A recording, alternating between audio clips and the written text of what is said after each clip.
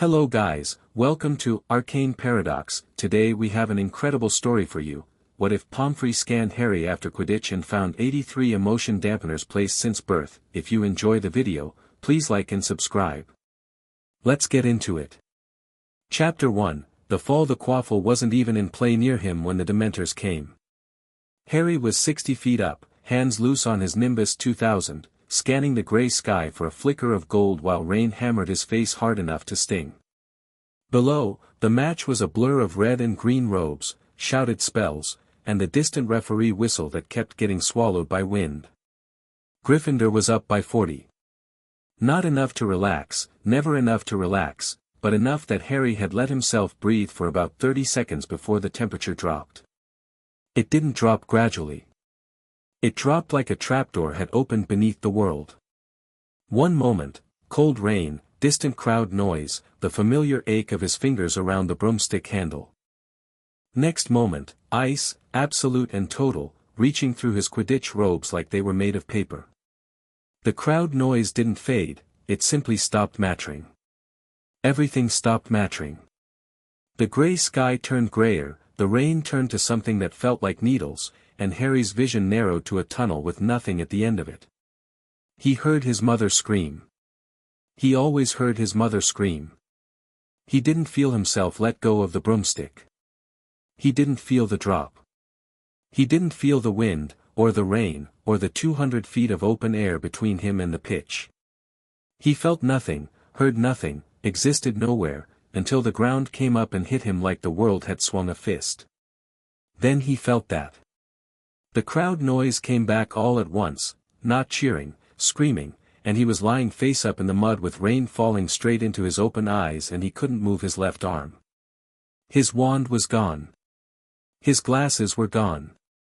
The sky above him was just grey smear and shapes he couldn't resolve, and someone was running toward him, multiple someones, and the cold was still there, lurking at the edges, like the Dementors hadn't quite finished. Harry, that was Hermione's voice, higher pitched than usual. Harry, don't move, Merlin's, someone get Madame Pomfrey, that was Wood. Captain's voice, controlled but shaking. Now, someone get her now, Harry tried to say he was fine. What came out was something that wasn't a word. He stayed awake for approximately 40 more seconds, he counted, because counting was something to do that wasn't feeling the cold, and then Madame Pomfrey arrived and put her hand on his forehead, and the world went away entirely. He woke up in the hospital wing. This was not unusual. This was, in fact, his third visit this year and it wasn't even November, which he suspected might be some kind of record even for him. The familiar smell of antiseptic and dignity hit him before he'd fully opened his eyes, that specific Hogwarts hospital wing smell that he'd come to associate with waking up confused and various bones either missing or rearranged. Both arms present. Left arm had been mended, he could feel the tight, overknit sensation of a bone that had been vanished and regrown, unpleasant but functional. His glasses were on the table beside the bed. Outside the windows, it was dark. Rain still, but quieter. He'd been out for hours, then. Madame Pomfrey was standing at the foot of his bed.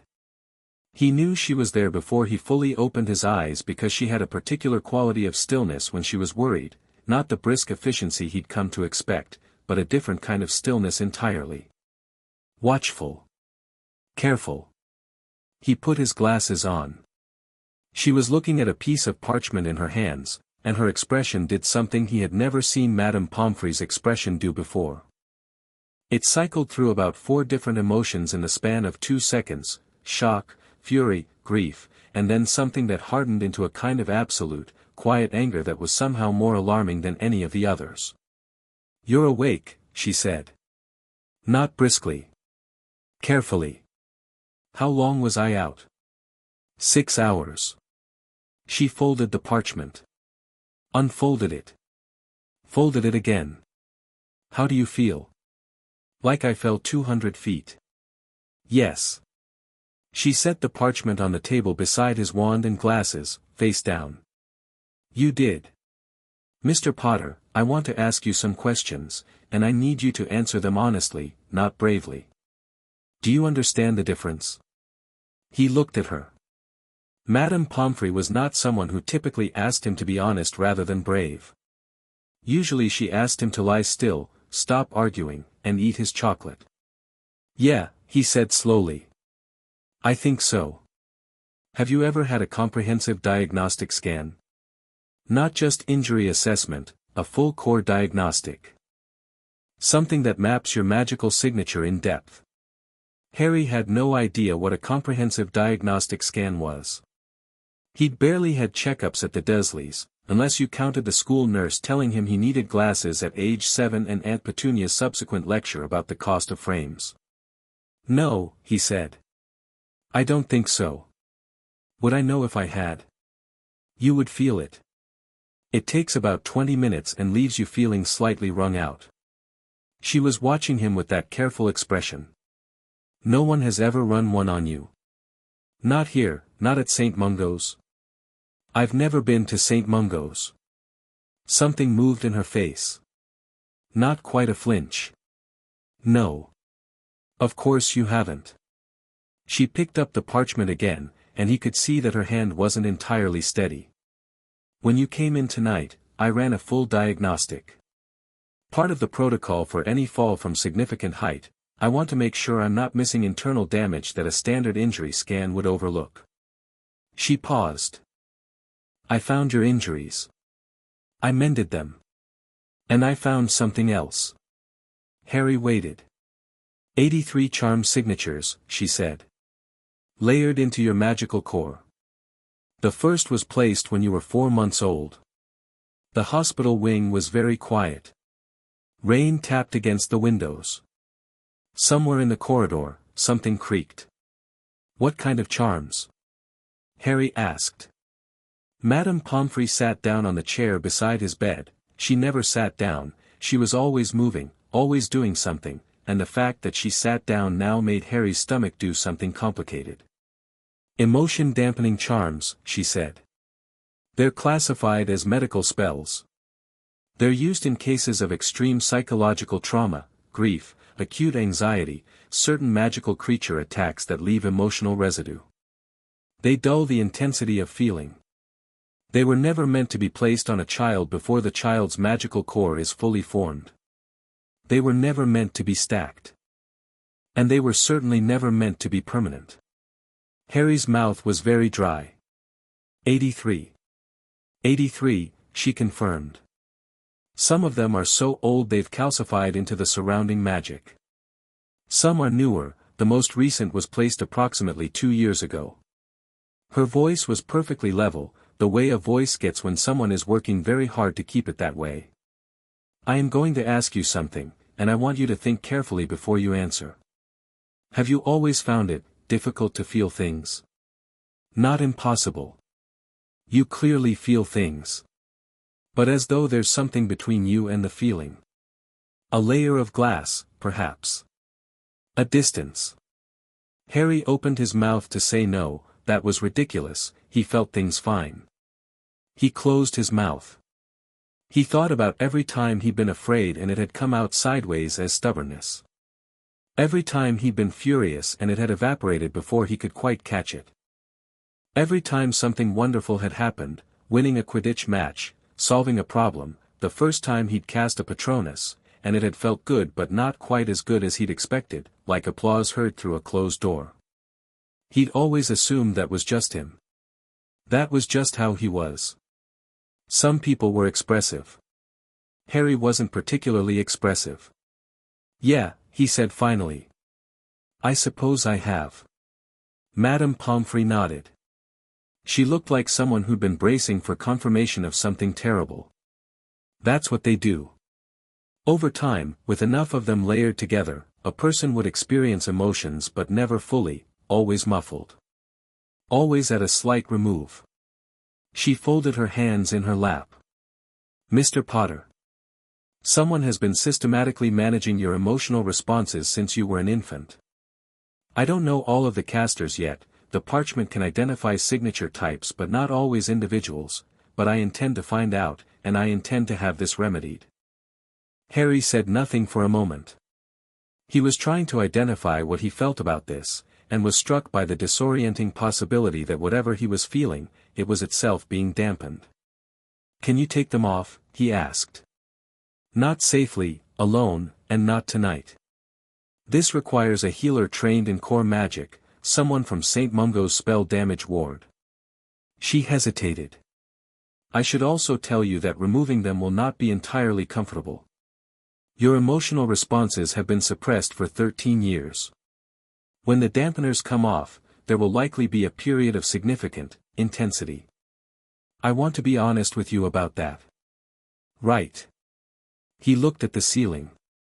Water stain in the corner shaped vaguely like a bowler hat.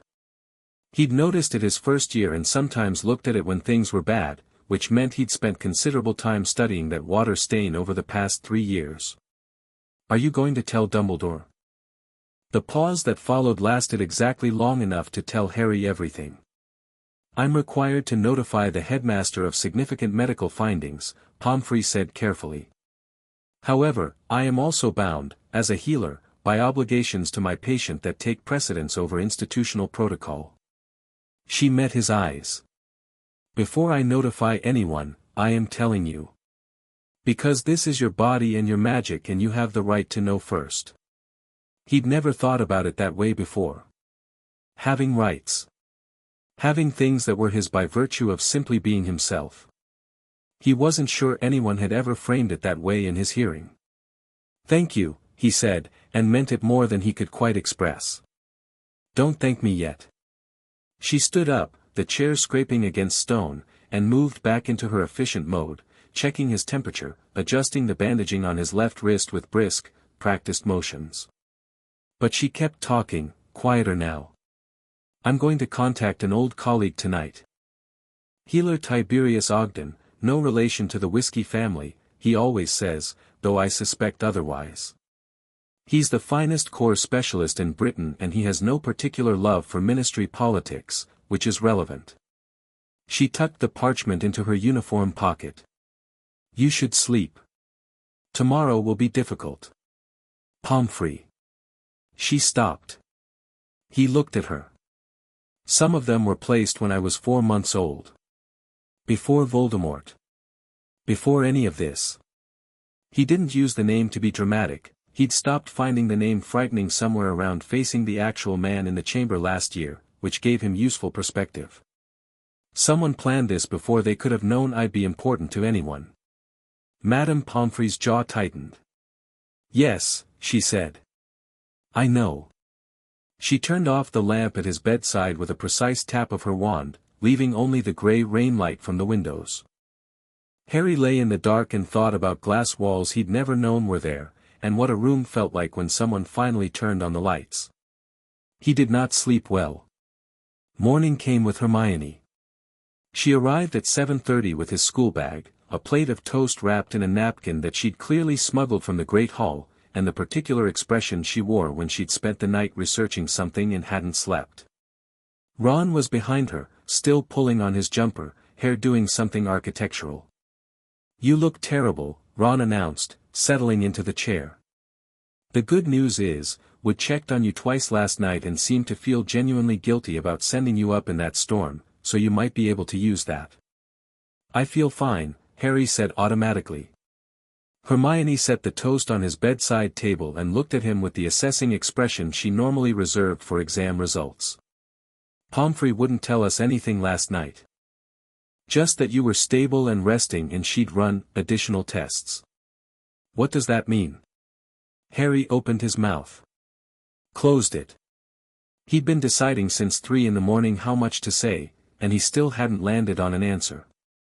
He trusted Ron and Hermione, he knew he did, even if he couldn't quite feel it as sharply as he suspected he should, but there was something about the information that felt fragile, and he wasn't sure what happened when fragile things got handed around before they were properly understood. "She's calling in a specialist," he said. "There's something she wants checked more thoroughly. Nothing to worry about."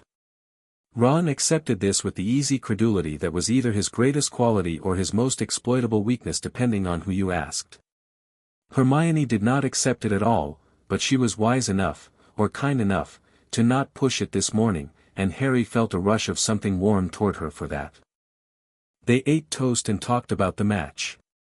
Gryffindor had drawn, because Harry's fall had triggered a technical pause, and then Cedric Diggory had caught the snitch in the confusion, and then, incredibly, Diggory had offered to replay it, which had spawned a 2-hour argument that apparently Harry had missed by being unconscious. The general consensus in Gryffindor was that Diggory was either genuinely decent or showing off in the most infuriatingly effective way possible. Both, Harry decided. Probably both. Professor Lupin was up here last night too, Ron said. Stayed about an hour. Looked pretty shaken, actually. Harry filed that away. Lupin, who had passed out on the train when the Dementor appeared. Lupin, who always seemed to know more than he said. Lupin, who had been friends with his father. There was a lot Harry was going to need to talk to Lupin about, and not all of it was about Dementors. Hermione went to class at 8. Ron went at 8:15 after Harry convinced him that staring at him wasn't actually helping either of them. Pomfrey had already told Harry he was staying in the hospital wing today, which Harry had not argued with, partly because he felt genuinely wrung out and partly because he suspected he should be here when the specialist arrived. He read a chapter of Defense Against the Dark Arts, ate the second piece of toast, and tried not to think too hard about the word systematic. He mostly failed. Healer Ogden arrived at 10:30. Harry had been expecting someone who looked like the word specialist, formal robes, pinched expression, the general bearing of someone who spent a lot of time being impressive in official settings. Instead, Healer Ogden was a broad man in his late 60s with a spectacular red beard that was going silver at the edges, an ancient set of healer's robes that looked like they'd been mended 17 times, and the rolling walk of someone who'd spent 20 years on Quidditch pitches and never quite lost it. He came in ahead of Pomfrey, looked at Harry, and said, "You're shorter than I expected." "I get that a lot," Harry said. "Tib," Pomfrey said, from behind him, "try to be professional for at least 10 minutes. I'm always professional. I'm also honest." He pulled the chair to Harry's bedside, dropped into it, and held out a hand. "Tiberius Ogden." "Don't call me that, it's an appalling name." "Tib is fine. You're the boy with 83 enchantments stuck to his magical core." "Harry Potter," Harry said, shaking his hand. "That's me." "Right." He produced a diagnostic instrument from his coat pocket, not a wand, but something that looked like a compass that had been through a war, all brass and cracked crystal. "I've looked at Poppy's scan results. I want to run my own before we talk about removal. That all right with you?" The fact that he asked, that he said that all right with you like it was a genuine question that could have a genuine no for an answer, was something Harry noticed without quite being able to say why it mattered. "Yeah," Harry said. "Go ahead." Ogden tapped the compass against his own palm twice, murmured something under his breath, and held it about 4 inches from Harry's sternum. It spun. The crystal, cracked as it was, lit up, first white, then a deep, resonant gold that surprised Ogden enough that he sat up straighter. He said. "What?" Harry asked. "Your baseline is remarkable." He was watching the crystal with the focus of someone reading very small text. "Magical core strength in the upper threshold for your age, significantly upper. Which is interesting given the active suppression." He moved the compass slowly, tracking it along an invisible field. "The dampeners are real, they're substantial, and they've been layered with some skill. Whoever did this knew what they were doing." His voice was professionally neutral, but there was something underneath it. "The oldest ones, these 3 here, these are foundational. Placed early enough that your magic grew around them. Taking those off last is important. The newer ones can come first, they're more recently anchored and will release cleanly." "And when they come off?" Harry asked. Pomfrey said it would be intense. "Poppy is correct, and she's being polite." Ogden sat back, tucking the compass away. 13 years of compressed emotional experience releasing in waves. It won't be physical pain, but it can feel like it. You might feel things you don't have context for, emotions from very early childhood that you've never properly processed. You might be angry. You might cry. You might feel extraordinary, and that can be its own kind of disorienting. He looked at Harry with no particular sentiment, just directness. I want to be clear about this because I don't want you to be alarmed by your own reactions. Whatever you feel during the process, that's appropriate. That's the point. Your feelings are supposed to be yours. Harry thought about the phrase "your feelings are supposed to be yours" for a long moment. When can we start? He asked. Today, if you want. But first, Ogden glanced at Pomfrey, and some communication passed between them that Harry couldn't quite read. We need to discuss the signatures. Pomfrey sat on the edge of the adjacent bed. Her hands were folded in her lap again. Harry recognized the posture from last night. It was how she looked when she had something very careful to say. Most of the signatures are consistent with Headmaster Dumbledore's casting style, Ogden said plainly. Not gently, plainly, as though the fact was just a fact. I've worked with Albus's enchantments before. His magical signature is distinctive. 14 of the 83 are his. Harry had known this, in a way. Had been orbiting the knowledge since Pomfrey's pause last night. He'd known the way you know a thing before you're quite willing to call it true. 14, he said. 14. Ogden's beard moved slightly. The others are varied. Several I don't recognize at all, old, very old, the kind of casting that suggests training predating modern healing. At least 3 bear the signature style of someone who studied blood magic. He said it without drama, just fact. And then there's a cluster of 7 that are different from everything else. They're not dampening charms in the traditional sense. They're modified. Layered with something additional. A compulsion component. He looked at Harry steadily. Not strong enough to control behavior. But strong enough to reinforce certain tendencies. Compliance. Tolerance of discomfort. Suppression of self-advocacy. The hospital wing was very quiet. Someone, Harry said, slowly, spent 13 years making sure I wouldn't make a fuss. Ogden said nothing. Which was its own kind of answer. Harry looked at the ceiling. The bowler hat water stain. He breathed in. Breathed out. He was waiting for something, fury, maybe, or grief, and what came instead was something quieter and more precise. It wasn't anger at a specific person yet. It was more like clarity. Like a picture that had been out of focus for his entire life was getting sharper, and the picture was not a pleasant one, but the sharpness was preferable to the blur. Right, he said. Let's take them off. Dumbledore arrived at 11. Harry heard him in the corridor before he came in, the particular cadence of those footsteps, unhurried and certain, and the murmur of voices, Dumbledore's measured tones, and Pomfrey's, not murmuring at all. Pomfrey's voice was doing something Harry had heard it do precisely once before, when she'd found a second year who'd been bullied into the hospital wing and then threatened into silence. It was the voice of someone who had decided to be immovable. The diagnostic is complete, Albus. The findings are documented. And Mr. Potter has been fully informed, Poppy, he has been fully informed, she repeated, and there was granite in every syllable, and the healer I have brought in has confirmed my findings. You are welcome to speak with Harry. I am not asking your permission to proceed with treatment. A pause.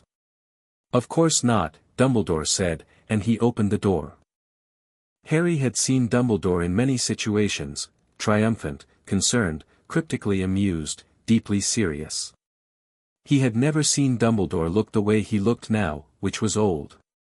Not physically, Dumbledore always looked ancient, that was just the aesthetic of the man. But there was something in his face that had nothing to do with white hair and half-moon spectacles. Something that looked like a man arriving at a conversation he had hoped would never happen. He walked to Harry's bedside. Ogden moved to stand by the window, arms crossed, watching. Pomfrey stood at the door. Harry, Dumbledore said. Professor, Harry said. Dumbledore sat in the chair. Up close, the oldness was more visible, not exhaustion, not guilt exactly, but something that combined the two. He clasped his hands in his lap and looked at Harry with those blue eyes that Harry had always thought of as kind. They were still kind. That was the complicated part. "I imagine you have questions," Dumbledore said. "A few," Harry said. "I'll start with one. Why?" Dumbledore was quiet for a moment. Not the theatrical quiet of someone constructing a story, the genuine quiet of someone deciding how much of the truth to give, and then deciding, perhaps because of Ogden standing at the window with his arms crossed and Pomfrey standing at the door like a sentinel, that the full truth was the only option available. "You were extraordinary from birth," Dumbledore said. "Your mother's sacrifice created a protection of remarkable power, but it was the interaction between that protection and your own innate magic that no one had fully anticipated. At 4 months, your accidental magic was already operating at the level most children reach at 4 years. He paused. "I was afraid. Not of you, I want to be precise about this. I was afraid of what the world would do with you if you developed fully, openly, without time to understand yourself.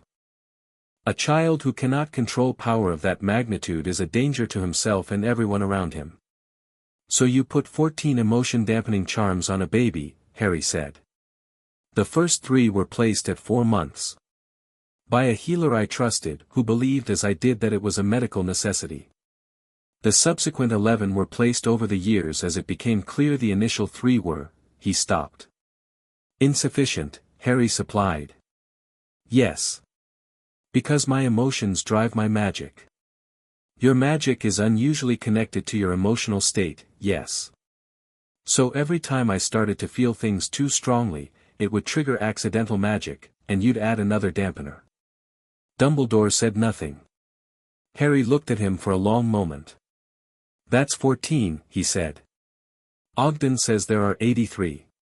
Where did the other 69 come from?" And there it was, the smallest shift in Dumbledore's face. The thing he hadn't expected to be asked. The thing he'd perhaps been hoping wouldn't be at the top of the list. "Not all of them are mine," Dumbledore said carefully. "Some were placed before I became aware of the situation. The foundational 3, he stopped again. "Were placed by someone who studied blood magic," Harry said, watching Dumbledore's face as he said it. "Before Voldemort. Before the prophecy.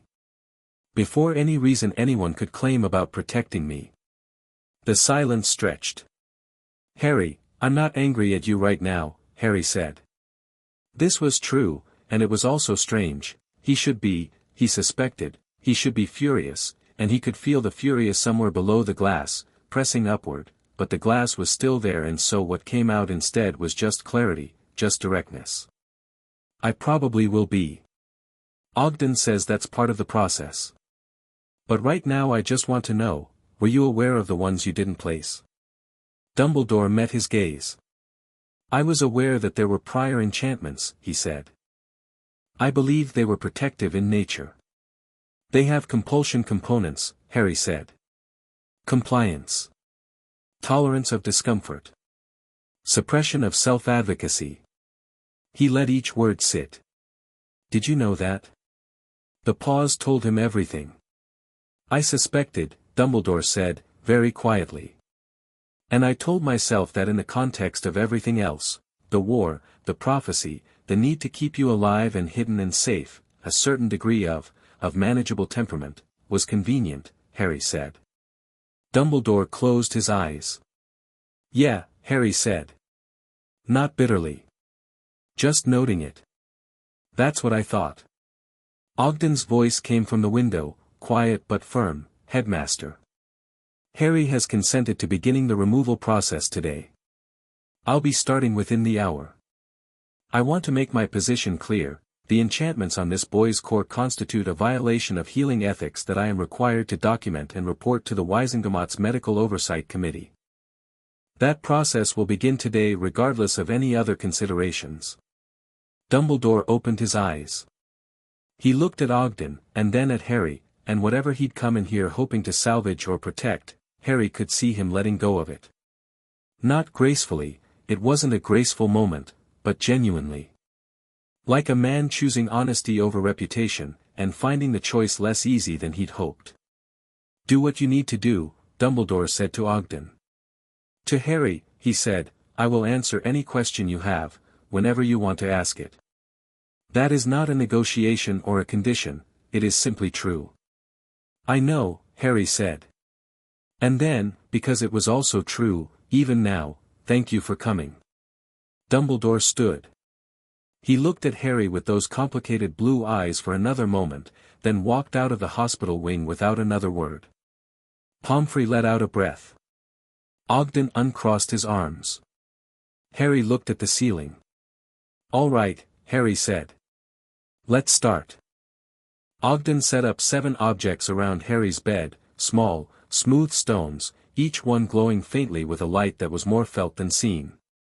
He explained what each one did in the same direct, no-nonsense tone he seemed to use for everything, and Harry appreciated it because he'd had enough of information being managed for him to last several lifetimes. "These stabilize the ambient field while I work," Ogden said, placing the last stone. "What I'm going to do is essentially untangle the enchantments one by one, starting from the outermost, most recently placed, and working inward. I'm going to talk you through each one before I remove it. If at any point something feels wrong, not intense, not overwhelming, but wrong, pain or disorientation, you tell me and we stop." "What does wrong feel like versus overwhelming?" Harry asked. "Wrong feels like something breaking. Overwhelming feels like too much water through a pipe that isn't quite big enough." He looked at Harry. "You'll know the difference." "Okay." Pomfrey stood at the foot of the bed with a second diagnostic running, just watching, just monitoring. She had the expression of someone who would absolutely tackle Ogden out of the way if she needed to. Ogden placed his wand, a long, pale thing, birch or something like it, at Harry's sternum. Not touching. 2 inches away. He closed his eyes. "The most recent enchantment," he said quietly, "was placed approximately 2 years ago. Placed with precision and care. Someone who knew what they were doing." His wand moved in a small, careful pattern. "Ready?" "Yes," Harry said. The removal felt like a thread being pulled loose. Not painful, not quite, but strange. A warm, sudden strangeness in the center of his chest, and then something shifted, something small but unmistakable, and Harry gasped. He hadn't expected to gasp. He hadn't expected the colors to sharpen so suddenly, the gray stone walls of the hospital wing going slightly more gray and also somehow more textured, more there. He hadn't expected the sound of rain against the windows to matter more, suddenly, than it had a moment ago. "That's one," Ogden said calmly. "How are you?" "Fine." Harry thought about it. "Strange. Good strange. Good." Ogden moved his wand slightly. "Next." The second one went like the first, a thread releasing, a small gasp, a slight recalibration of how present the world felt. The third was like that too, except at the end of it Harry felt a sudden, sharp awareness that he was cold, actually cold, which shouldn't be significant except that he realized he'd been lying in a hospital wing for 20 minutes without noticing the cold, which meant he usually didn't notice the cold, which meant, "You're frowning," Ogden said. "I'm always cold," Harry said.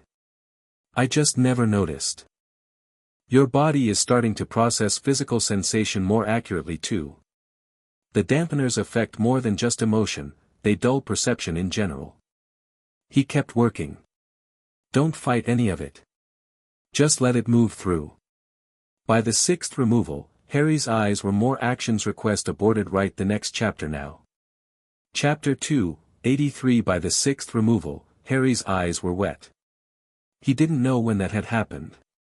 One moment he was tracking Ogden's wand movements and the next there was moisture on his face that wasn't rain, the windows were closed, and he reached up and touched his own cheek with something close to bewilderment. "That's normal," Ogden said, without looking up from his work. "Keep breathing."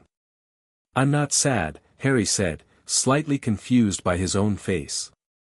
You don't have to be sad to cry. Sometimes the body just needs to release pressure. Ogden's wand traced another careful arc. Think of a pipe that's been partially blocked for 13 years suddenly getting cleared. Some things come out that have been waiting.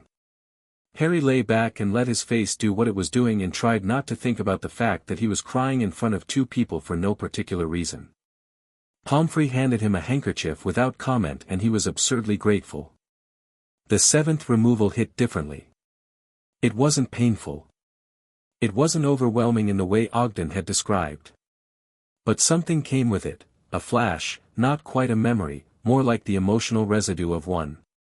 A sense of absolute helplessness and cold and crying in a dark space and no one coming. Not for a long time.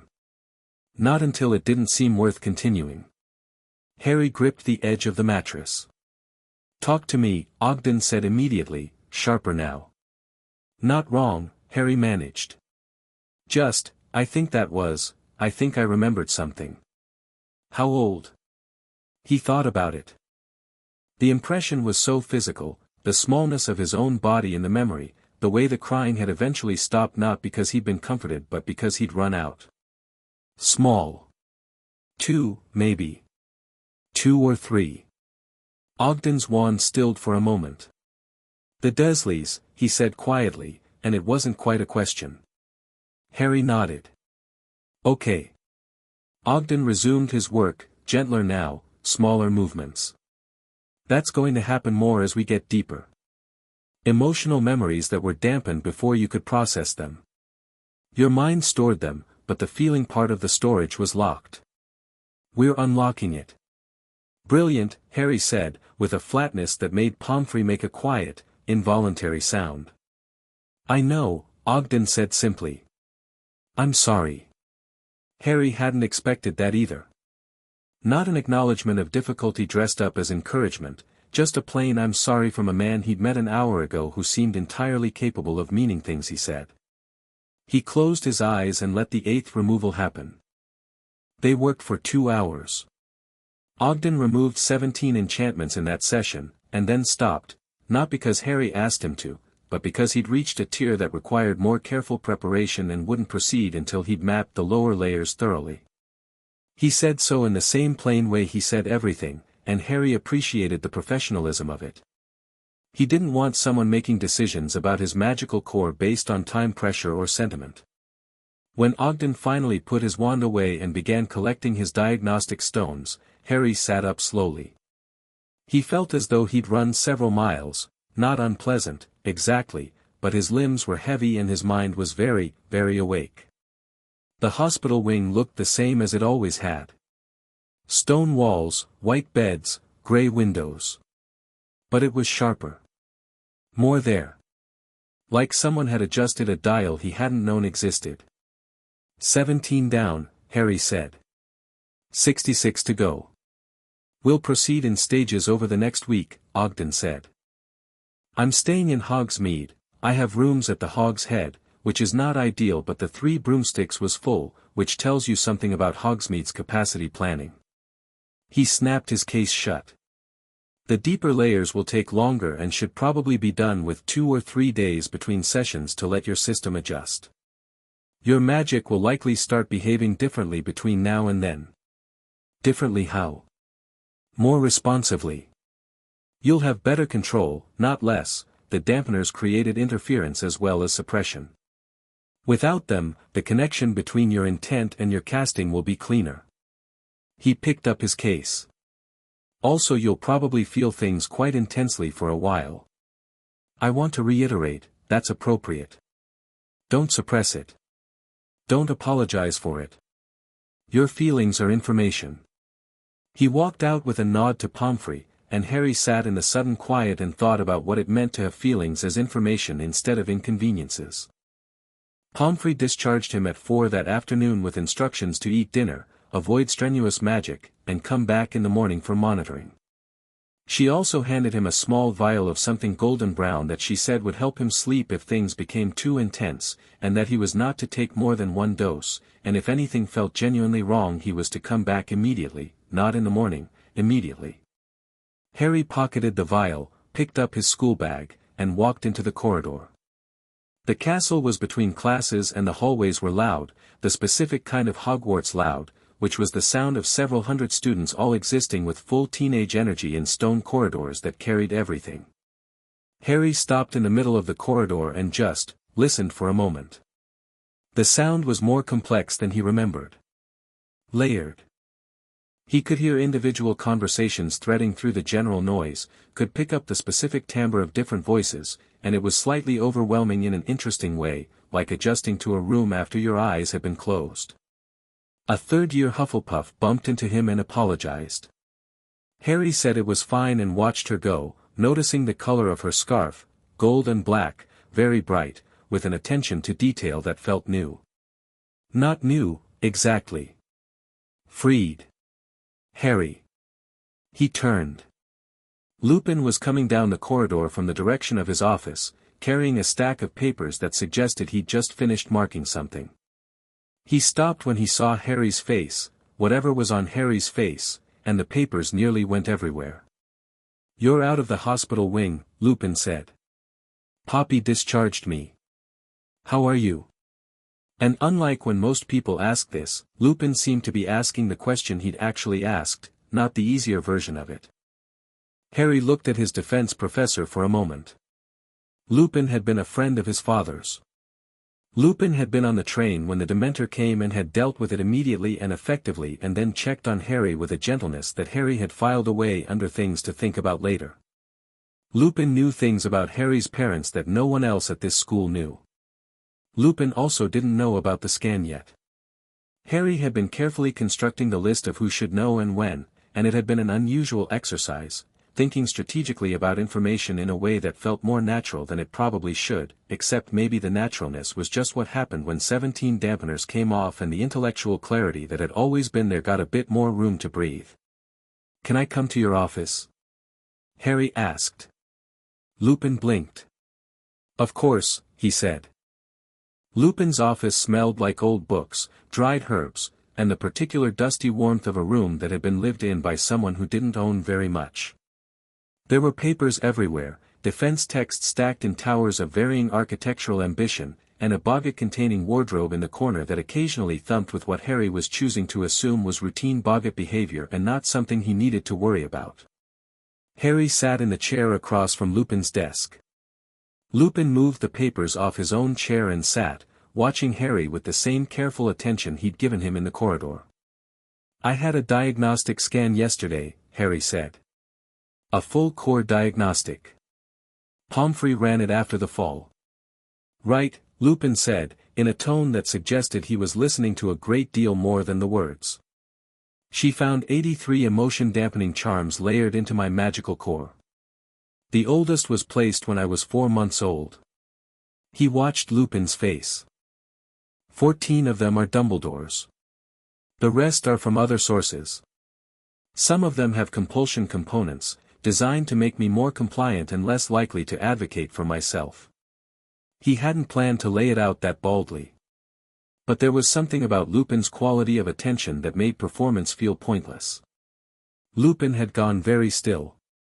He was one of those people whose stillness was readable, not the controlled stillness of someone managing their reaction, but the deep stillness of someone genuinely stopped.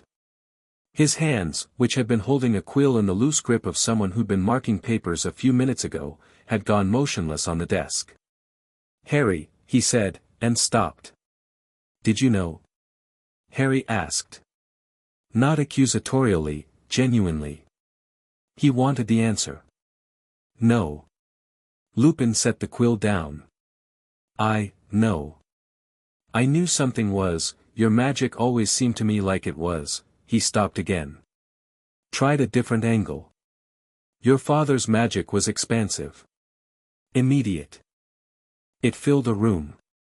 Yours has always seemed, smaller than I expected, given what I knew about your parents. I assumed it was the trauma. The Dursleys." His voice had roughened slightly. "I never thought to look for interference in the core itself. Would you have known what to look for? I'd have recognized the signature style of some of the casters." He met Harry's eyes. Who else knows? Pomfrey. Ogden, he's the healer from St. Mungo's who's doing the removal. Dumbledore. Harry paused. He came this morning.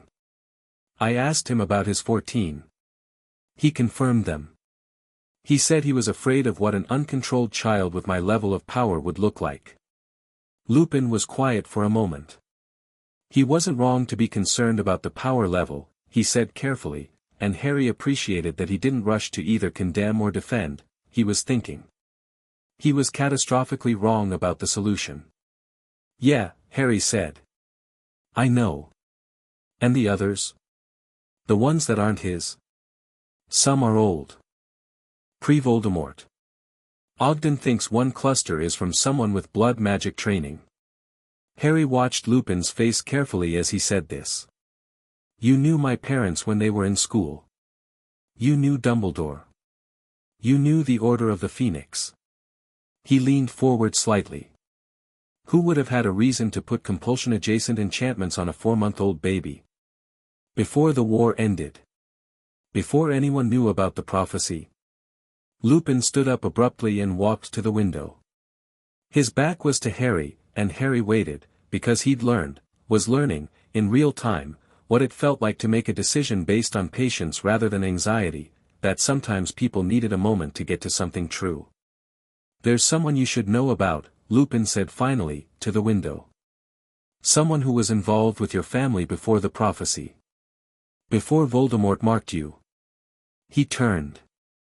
His face was complicated, something old and tired moving through it. But I want to be careful about what I tell you without more confirmation, because some of what I'd be saying involves people who aren't here to speak for themselves, and I've spent 11 years not being here when you needed someone to speak for you, which means I don't get to decide what information you receive based on what I think you should know. Harry stared at him. That's really honest. I'm trying. Lupin sat back down. What I will tell you is this, there are 2 names worth investigating. One is living. One is not. He picked up a piece of parchment, wrote 2 words on it, and passed it across the desk. Harry looked at it. Bathilda Bagshot. Arcturus Black. The Bagshot name I know, she wrote Hogwarts, A History of Magic. She knew my parents. She knew your parents very well. She lived in Godric's Hollow. She was also one of the foremost practitioners of old magic in Britain, magic that predates ministry classification systems. And Arcturus Black. Harry looked up. Sirius's grandfather. His great-uncle, actually. Dead for 30 years. But he was one of the most skilled blood magic practitioners of his generation. Lupin's eyes were steady. The Blacks and the Potters were not friendly families, Harry. But they were connected. There are connections your family never fully explained to you, probably because someone made sure I wouldn't ask. Lupin pressed his mouth together. Yes. Harry folded the parchment and put it in his pocket. He stood. Thank you, he said. For telling me actual things. I should have been more present. These past 2 years, Lupin. Harry interrupted gently. I'm not angry at you. I can't spend energy being angry at everyone who didn't know something they weren't supposed to know. I need to save it for the people who did. Lupin looked at him for a long moment. You're handling this remarkably calmly, he said. Ogden took 17 off me this morning, Harry said. The full furious version is still in progress. I'll let you know how it settles. He walked out, and Lupin sat in his office for a very long time afterward, staring at the door that Harry had closed very quietly behind him. Dinner in the Great Hall was not an option Harry was ready for, not because he was hiding anything, but because the sensory jump of several hundred people eating in an echoing room felt like too much all at once, and he was being careful about what Ogden had called system adjustment. He ate in the kitchen instead, which the house elves facilitated with the usual baffling enthusiasm, and sat at a small table near the warmth of the ovens and ate shepherd's pie and tried to organize his thoughts. The thoughts were more available than usual. That was the cleanest way to describe it. Usually his thinking had a certain quality of distance from itself, like he was observing his own mind from slightly further away than was quite right. Now it was just, there. Clear. Sharp. He ate and he thought and he made a list, not on paper but mentally, the kind of list you make when you're deciding what to do about a situation that's been done to you without your consent and you're choosing not to be overwhelmed by it. First, the removal had to continue. That was non-negotiable and already decided. Second, serious. He'd been circling this for days, since the start of term, since he'd seen that photo in the paper of the Weasleys in Egypt and noticed Scabbers in Ron's pocket and felt something, even through the glass, even dampened, that hadn't resolved into a clear thought yet but had the shape of one. The shape of that's wrong. He needed to think about that more carefully now that the thinking was sharper. Third, Dumbledore. They would have more conversations. Harry wasn't finished asking questions, and Dumbledore had promised answers. Harry intended to hold him to that promise with a precision that the pre-scan version of himself probably wouldn't have managed. Fourth, and this one was newer, sitting uncomfortably in the corner of the mental list like something that had arrived without being invited, the blood magic signatures. Arcturus Black. Bathilda Bagshot. One dead, one possibly alive. A connection between the Potters and the Blacks that went deeper than was explained. His shepherd's pie was half-eaten and perfectly good and he was eating it with the sort of automatic attention that meant his body understood food while his mind was somewhere else entirely. The kitchen door opened. He looked up. Hermione came in, still in her school robes, with the look of someone who'd made a decision and was sticking with it. "The house elves told Ron you were in here," she said. "Ron's at Quidditch practice, Wood reinstated it for tomorrow morning, so he asked me to come." "And you came," Harry said. "Of course I came." She sat across from him. Didn't ask for food. Hermione could be self-righteous about a lot of things but she wasn't self-righteous about house elves quite yet, that would come later. "You're going to tell me what's actually happening." Harry looked at her. Hermione Granger, who had sat next to him on a chessboard while Ron sacrificed himself and walked through fire alone and told him quietly that she hoped he was all right. Who had believed every word of Hogwarts, a history of magic but believed Harry's account of what he'd faced in the chamber without asking him to prove it. Who argued with him constantly and agreed with him when she meant it and was, at her core, someone who wanted to know true things and do right by them. She deserved to know. And he'd been keeping it from her not because she couldn't handle it but because, he examined the feeling and found it clearly now that the glass was thinning, he'd been uncertain whether her first instinct would be to protect the institution or to stand with him. He'd been uncertain in a way that wasn't quite fear but was adjacent to it. "I'm going to tell you everything," he said.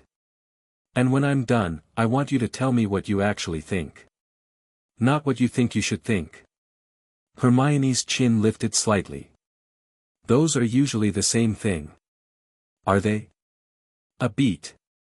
"Tell me," she said. He told her. All of it, the scan, the 83, the signatures, Dumbledore, Ogden, Lupin, the compulsion components, the blood magic traces. He laid it out in order, factually, without editorializing, and watched her face move through a sequence of expressions that tracked the information in real time. Shock, that was the first and most obvious. Then something more complex, the specific expression of someone whose mental model of a trusted figure is being revised against their will. When he finished, she was quiet for a long time. "The compulsion components," she said finally. "The ones designed to increase compliance and decrease self-advocacy." She said it carefully, like she was testing the weight of each word. "Did Dumbledore place those?" "No. Those are from the blood magic cluster." She breathed out. Harry watched this, the way she processed the moral geometry of it, separating what Dumbledore had done from what the blood magic caster had done, not to excuse either but to be precise about both. That was Hermione at her best, even in distress, she was careful about what she was claiming. "His 14 are still wrong," she said. "Yes," Harry said. "Even if his intentions, yes." She nodded, slowly.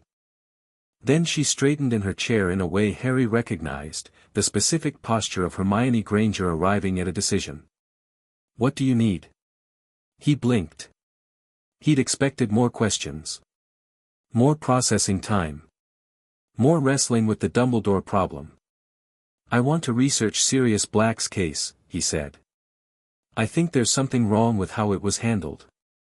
I've thought it for a while but I couldn't get to a clear thought about it. Now I can." He met her eyes. "I don't think he had a trial." Hermione's eyes went very wide. They'd have had to give him a trial. Would they? After Voldemort fell, in all the chaos, who would have checked? Who would have enforced it? He was in Azkaban in a week. He kept his voice even. "A man who Dumbledore trusted and my father trusted and who was my godfather was in Azkaban for 12 years. And everyone accepted it. I accepted it. Even through the glass, even with the dampeners on, something about it always felt wrong," Hermione finished. "Wrong," he confirmed. She looked at him for a long moment. "I can start tonight," she said. "There are ministry records in the restricted section, historical legal proceedings. McGonagall would give me a pass if I said it was for my magical law coursework, which I'm ahead on anyway." She paused. "Harry. Are you all right? I keep being asked that. I'll keep asking it." He thought about it honestly. "I don't know yet," he said. "I think I'm going to find out what I am when the rest of the dampeners come off. Right now I'm mostly awake. Like I've been half asleep for 13 years and someone opened a window." She reached across the table and put her hand briefly over his. Not in a romantic way, in the way of someone who wanted to make contact with something real. Then she stood up, straightened her robes, and said, "I'll go to the restricted section after dinner. I'll bring you whatever I find." "Hermione." She paused. "Don't tell Ron yet. I want to tell him myself." She understood immediately, because she always understood the things people actually meant.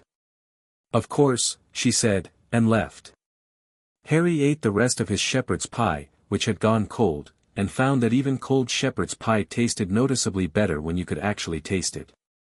That night, after curfew, after the dorm had gone quiet and Neville was asleep with the determined thoroughness he brought to all endeavors, Harry lay in the dark and let himself feel things.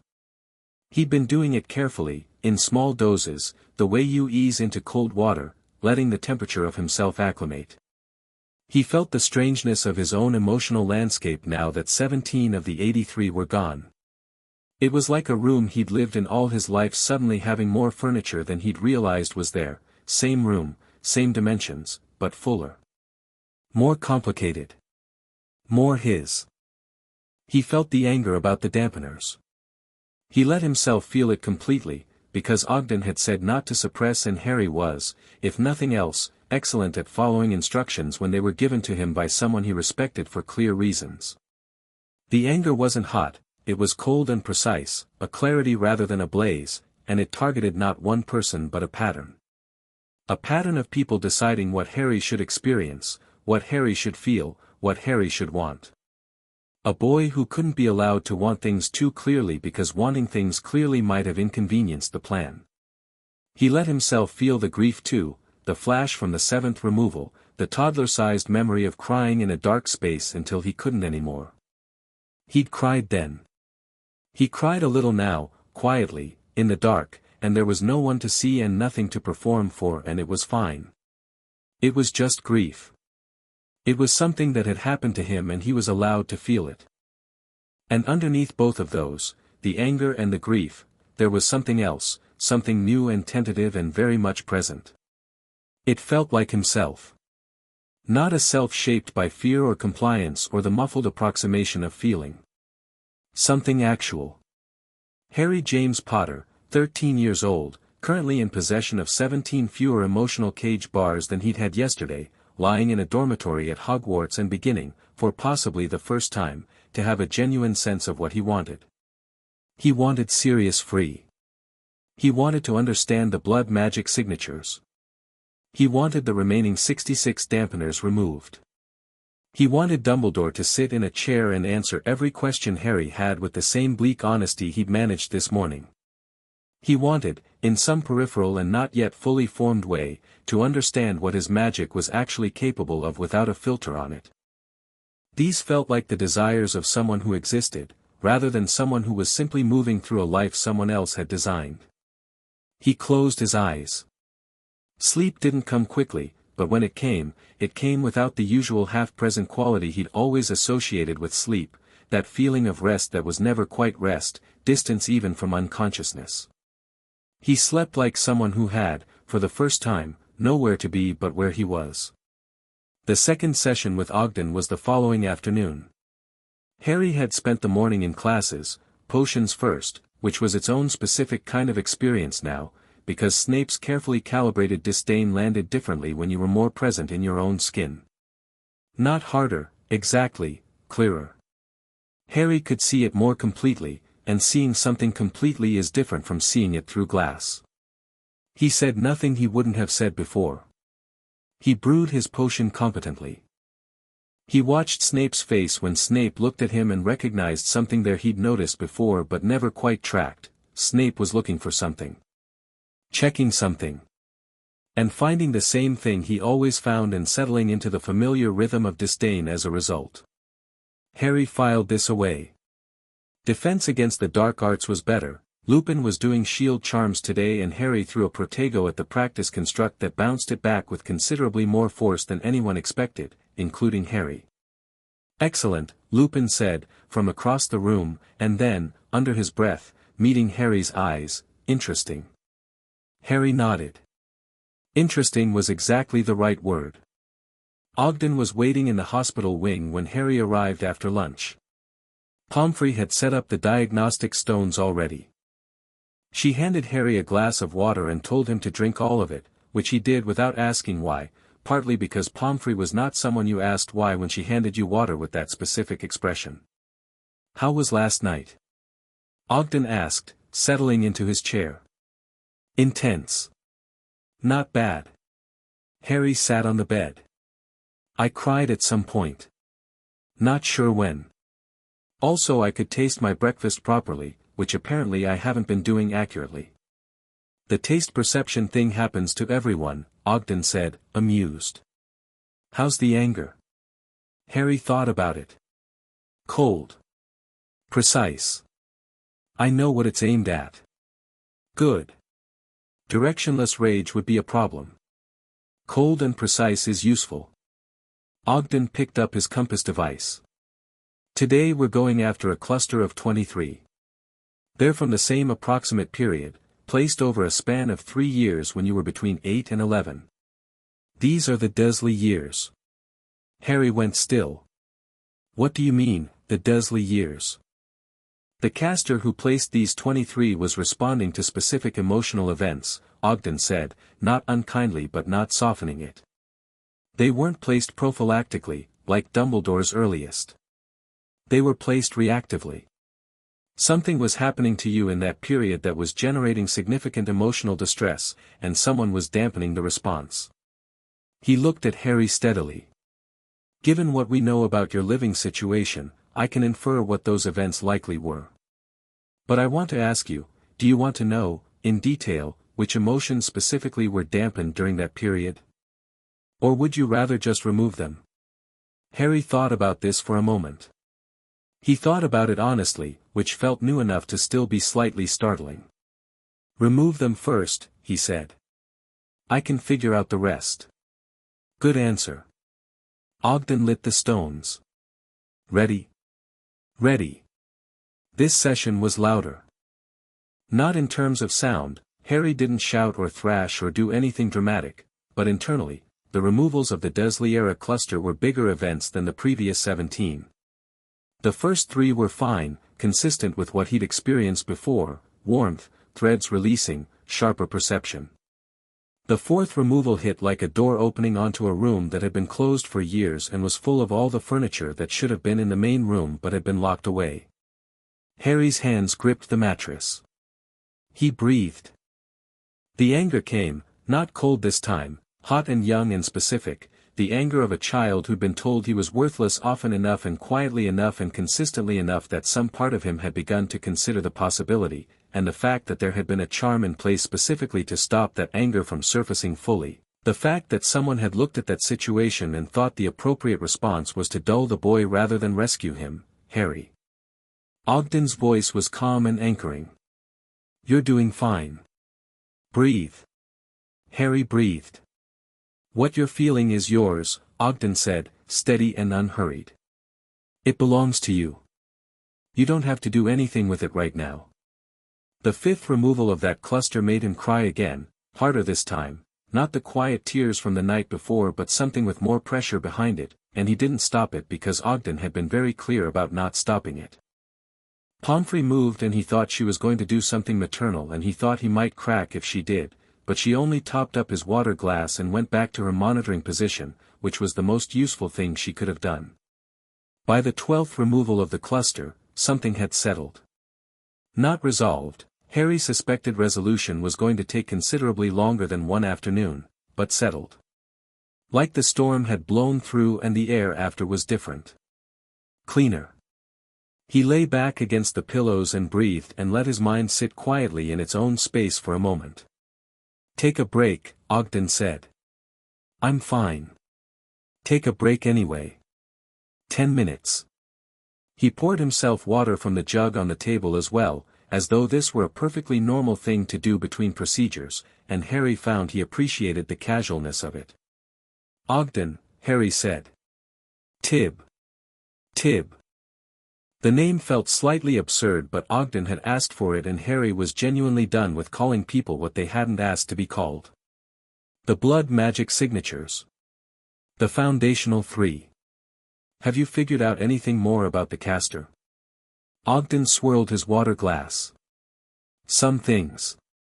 The casting style is old, pre-1940, almost certainly. Whoever placed them had training in a tradition that hasn't been formally practiced in Britain since before the Second World War. They would have learned from someone very specific." He paused. Certain old families maintained private magical traditions that never entered the ministry's curriculum. The Blacks were one of the main families who kept blood magic knowledge in their lineage. "Arcturus Black," Harry said. Ogden looked at him. "Where did you get that name?" "Lupin." Ogden set down his water glass. "Remus told you about Arcturus. He gave me the name. Not much else." Harry watched Ogden's face carefully. "You know more." "Arcturus Black died in 1952, Ogden said slowly. "He was a remarkable blood magic practitioner and an absolutely dreadful human being by all accounts. He had a theory, not original to him, but he was the most vocal proponent of it in the 20th century, that magical bloodlines could be managed. That you could shape the magical development of a child, from infancy, by controlling the emotional experiences that feed the child's connection to magic. Emotion is fuel for magic. Control the fuel, control the flame." Harry was very still. "He didn't live to see his theory implemented," Ogden continued. "But he had students. Apprentices, technically, since blood magic didn't have formal students. People who learned from him in private." He stopped. "Someone who learned from him placed 3 foundational enchantments on a 4-month-old baby," Harry said. "Before Voldemort. Before the prophecy. Before any emergency that would justify it." He looked at Ogden. "That means they planned this. Before I was born, or right at the beginning. Before anything happened that could be called a reason." "Yes," Ogden said. "It does mean that. So this wasn't Dumbledore responding to a crisis. Dumbledore was adding to something that was already there." "Yes." Harry processed this. The cold, precise anger was back, not the hot, young thing from the Desley-era removals, but the older, more deliberate version. "Who were Arcturus Black's apprentices?" "I don't have a complete list. But I know of 2. Ogden met his eyes. "One of them was Albus Dumbledore. The hospital wing was so quiet Harry could hear the stones of the wall breathing, or perhaps that was his own pulse. Dumbledore learned blood magic from the man who invented the theory of emotional suppression to control magical development, he said slowly. He was young. He later repudiated the practice entirely. He's written extensively against blood magic in the Wisengamot records. Ogden's voice was careful. But he would have known the techniques. He would have been able to recognize those foundational three when he found them. He said he believed they were protective, Harry said. Yes.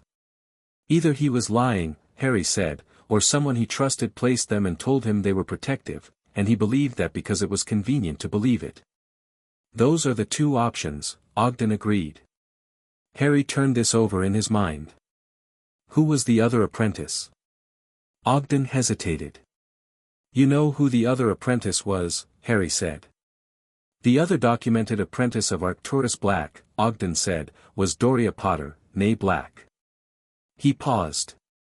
Your paternal grandmother. Harry stared at him. Who died before you were born, Ogden added quietly. In 1977. But she had a son. And then Harry understood, not everything, not the full shape of it yet, but enough. He understood the outline. The Potters and the Blacks were not just connected. The Potters and the Blacks were connected through a specific tradition of magic, and through a specific theory about how magical children should be shaped, and through a woman who had learned from the originator and who had a son and who might have left instructions, or enchantments, or both, that outlasted her. My father, Harry said. I don't know if James Potter was involved, Ogden said carefully. He was 20 years old when you were born. His mother died when he was 17. But the foundational enchantments, the first three, placed at 4 months, were placed within 2 weeks of your birth. He met Harry's eyes. Someone close to your family placed them. Someone who was in your parents' home in those first weeks. Harry thought about it. He thought about it with the new, clean clarity of 17 fewer dampeners, and he thought about Sirius Black, his godfather, a Black by birth, trained by the same family, present at the beginning of Harry's life, and he thought about the fact that Sirius was in Azkaban for a crime he increasingly suspected Sirius had not committed. He thought about how much easier it would be to hide something from someone who was in Azkaban. I need Sirius free, Harry said. Not desperately, with clarity. I need him out and I need to talk to him. I know, Ogden said. I know you do. He picked up his wand again. Are you ready to continue? Harry lay back against the pillows. Yeah, he said. Keep going. They removed 11 more that session before the light faded. 28 total now, out of 83. 55 remaining. Harry felt the accumulation of it, not in pain, but in presence. Like he was being assembled, gradually, into something that had always been trying to exist. He walked back to Gryffindor Tower in the early evening, and the portraits spoke to him and he listened to what they actually said, and the staircases moved and he tracked them with the specific attention of someone whose reflexes were getting faster, and when he reached the common room Hermione was waiting for him at the table in the corner with 3 pieces of parchment and an expression that was equal parts triumph and fury. He sat down. She pushed the parchment toward him. At the top of the first page, in Hermione's precise handwriting, were 4 words, no trial. No hearing. Harry read through her notes. She'd pulled the ministry's formal proceedings records from the restricted section, dry legal documents, lists of charges heard and sentences passed in the chaotic weeks after Voldemort's fall. 32 Death Eaters processed. 17 convicted. 4 acquitted. 1 released with conditions. Sirius Orion Black appeared in none of them. He had been arrested on November 2, 1981. He had been in Azkaban by November 7. In between those 2 dates, according to every record Hermione could find, the Ministry of Magic had not convened a single hearing, had not appointed a defense representative, had not conducted so much as an informal interview. He had simply been put there. They just put him there, Harry said. Apparently Bartemius Crouch authorized the detention without trial under emergency wartime powers, Hermione said, and her voice had the tight quality of someone who loved rules and had just discovered that rules were only as good as the people who were supposed to enforce them. Powers that were supposed to expire after the emergency ended. Which it had. By November 2nd. Voldemort was gone. The emergency was over. But they kept him there anyway. They kept 47 people in Azkaban without formal conviction in the aftermath of the war, Hermione said. Most of them were eventually processed. Sirius was never touched. Not once. Not a single revisit of his case in 12 years. Harry sat back. Who would have the authority to petition for a retroactive hearing? Hermione's eyebrows went up. You're thinking about filing a petition. I'm thinking about doing a lot of things, Harry said. Who has the authority? A recognized legal representative. Or, in the case of a deceased individual's estate, a named heir or dependent. She paused. Or a blood relative who can demonstrate the prisoner's conviction is prejudicial to the family's legal standing. The Blacks still have a formal family charter. As a named member of the Black family's ward, which I am. I'm his godson. His only named godson. You might be able to petition as an interested party. She pulled out a fourth piece of parchment. I started drafting the framework while I was waiting for you. But it's complicated, you'd need a Wisengamot advocate, and they don't typically take cases for 13-year-olds. He looked at her. Hermione. I need you to help me write the most airtight petition the Wisengamot has ever received. Can you do that? She looked at him for a moment. Then she straightened in her chair, pulled the parchment toward her, and picked up her quill. Obviously, she said, in the tone of someone who had been waiting to be asked to do something real. And they got to work. Chapter 3, What Lily Left. The petition took 4 days to write properly. Hermione drafted. Harry revised. Hermione revised the revision. Harry read Wisengamot procedural law for the first time in his life and discovered, with the clean-edged clarity that was becoming his new normal, that he had both a talent for it and a very specific kind of anger that made him good at it. The anger wasn't fire, it was precision. It made him want to close every gap, anticipate every counter-argument, make the document so structurally sound that rejecting it would require effort equivalent to building a counter-case from scratch. Ron found out on the second day. Not because Harry told him, exactly. Harry had been planning to tell him that evening, had the words organized, knew what he was going to say and how, but because Ron walked into the common room at 9:30 with a chocolate frog in each hand and found Harry and Hermione surrounded by legal parchment and an open copy of Wisengamot Proceedings, 1981 to 1982, and put 2 and 2 together with the specific intuition he reserved for situations that affected people he cared about. This is about Sirius Black, Ron said, setting down the chocolate frogs. Sit down, Harry said. Ron sat. Harry told him. Ron's face went through something more complicated than Harry had expected. He'd anticipated confusion, maybe the defensive discomfort of someone confronting information that challenged what his family believed about Dumbledore. What he got instead was a boy who got very quiet halfway through the account and stayed quiet for almost a full minute after Harry finished. 14, Ron said finally. He put 14 of them on you. Yes. And he knew about the others. He knew there were prior enchantments. He claims he believed they were protective. Harry watched Ron's face. I believe he believed that. It doesn't change what they were.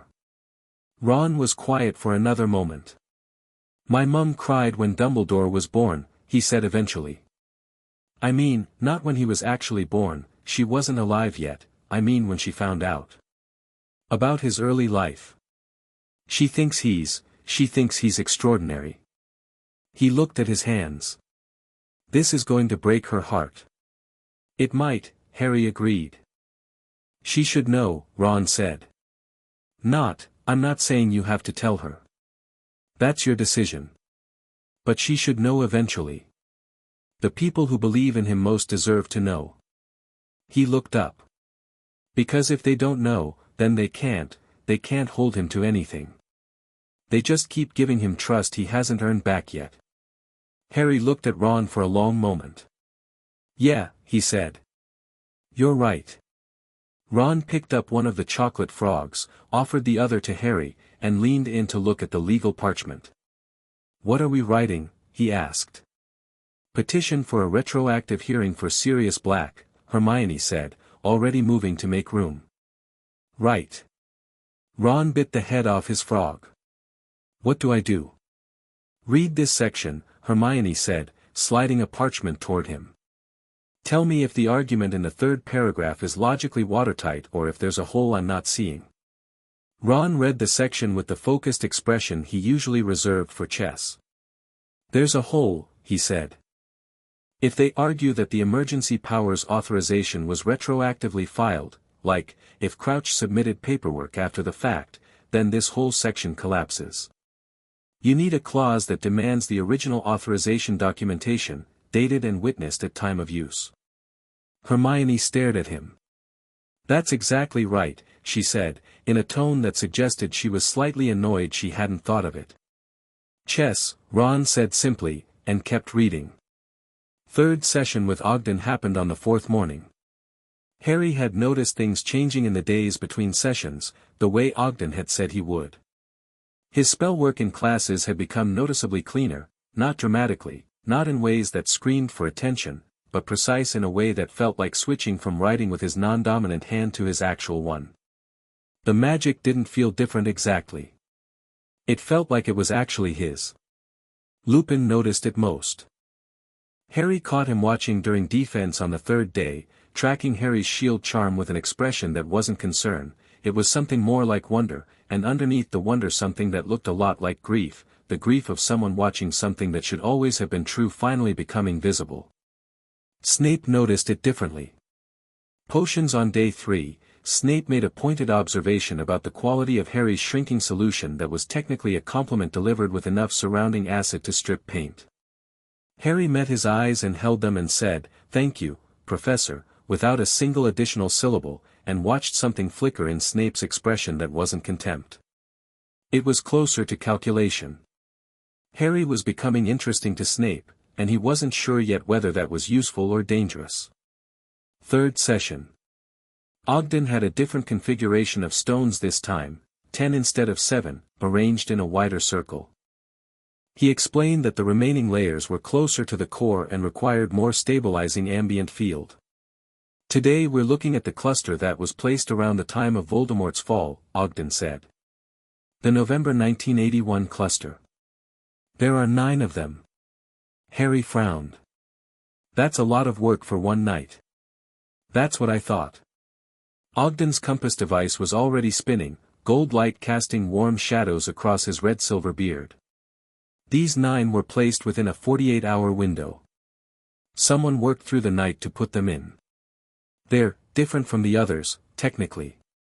More urgent in their construction. Cruder, in the way that urgent work always is. He paused. I think they were placed the same night Voldemort attacked. Harry went still. The night my parents died. Yes. Someone was with me that night. After Voldemort. Before Dumbledore arrived. Harry thought. Hagrid came. Hagrid took me from the house and brought me to Dumbledore at Privet Drive. But there was time in between. Hagrid said he borrowed Sirius's bike. He looked at Ogden. Sirius was there. Sirius came to Godric's Hollow. Sirius Black was arrested the following morning, Ogden said carefully. He came to the house first. He came and he saw what had happened. He would have been the first person there besides Hagrid. Harry's mind moved quickly, pulling threads. He went after Pettigrew the next day. That's why he's in Azkaban. He supposedly cornered Pettigrew and blew up a street and killed 12 muggles. Supposedly, Ogden said. Supposedly, Harry confirmed. But before all that, the night itself, he was there. And 9 dampeners went on me within 48 hours of my parents' deaths. He thought about it. Either Sirius placed them, or someone else was also there that night, Ogden said. They looked at each other. Dumbledore came to Privet Drive, Harry said slowly. He was there when Hagrid arrived. He placed me himself. He'd read about this, McGonagall had been there too, watching. This was documented. If someone else came to Godric's Hollow first, before Dumbledore, before Hagrid, someone who knew the house. Someone close to the family. The name sat between them without being said. Peter Pettigrew. Who had been there that night? Who had told Voldemort where to find the Potters? Who had, if Harry was right, not died the next day at all? Who had been in Ron's pocket for 3 years? Tib, Harry said. Ogden. Can you tell, from the construction of the November 1981 cluster, does the casting style match the foundational 3? Ogden was already consulting his compass. He held it near the area of Harry's core where the cluster sat, making small adjustments, reading the readings with the close attention of someone parsing a difficult text. A long moment passed. No, he said finally. Different style entirely. These 9 are hasty and functional. The foundational 3 are elegant, someone who'd practiced the technique and knew exactly what they were doing. The November cluster feels like emergency work. Someone who knew the theory but hadn't done it often. Someone who knew the theory, Harry said. Someone who'd been taught it, perhaps. By someone who knew it very well. Ogden set down the compass. Pettigrew was at Hogwarts with the Marauders, he said. James Potter's close friends. And James Potter's mother was Doria Black, Harry said. Who learned blood magic from Arcturus Black. Who might have taught her son. Who might have, he stopped. The shape of it was enormous and he wasn't going to rush it. Let's remove them and I'll think about it. Ogden took a breath. These 9 may be the most difficult so far, he said. They were placed during your most acute trauma. The grief behind them is, he paused. I want you to be prepared. I know, Harry said. Start. The first removal of the November cluster was nothing like what had come before. The thread came loose and the feeling that followed wasn't a wave, it was a collapse. Not physical, nothing like pain, but Harry's vision blurred and for a moment he was not in the hospital wing. He was in a room that smelled of burnt wood and something worse, and there was a woman on the floor with red hair fanned out around her head, and the moon was coming through a broken window, and he was very, very small. He came back to the hospital wing with Ogden's hand on his shoulder and Pomfrey's diagnostic wand moving steadily. Still here, Ogden said. Still in the hospital wing. Still November 1993. You're 13. Harry breathed. He breathed for a while. The woman's red hair was still there in the back of his eyes, very clear, more clear than anything he could normally remember from being 15 months old, which meant the memory had been there all along, preserved perfectly but locked behind the dampener. The way a photograph stays fresh in a box while the world outside keeps moving. She was on the floor, Harry said. I know, Ogden said quietly. He stopped. There was something wrong with his throat. Not crying this time, something prior to crying, something that hadn't quite become itself yet. She had red hair. Yes. I always thought, when I think about my mother I always think about, I didn't have a visual. I'd never, he stopped again. His hands were shaking slightly. He put them flat on the mattress. I saw her. In the memory. Pomfrey made a sound he'd never heard her make before. It wasn't professional. It was the sound of someone who'd been holding something at bay and hadn't quite managed it. Do you want to stop? Ogden asked. No, Harry said. Take the rest of them. Harry, take them, he said. Quietly, not angrily. Just with certainty. I want them gone. All 9. Today. Ogden looked at him for a long moment, then at Pomfrey, and something passed between them, a conversation made entirely of expressions, and then Ogden picked up his wand. "All 9, he said. "Then we stop for today." They came off one by one, and each one brought something. The second brought sound, a voice, warm and familiar in a way that had no right to be familiar since he hadn't heard it in 12 years, saying his name in a tone that meant "you're perfect and I love you and nothing will hurt you" in the specific compressed way that a mother's voice can mean all of those things at once.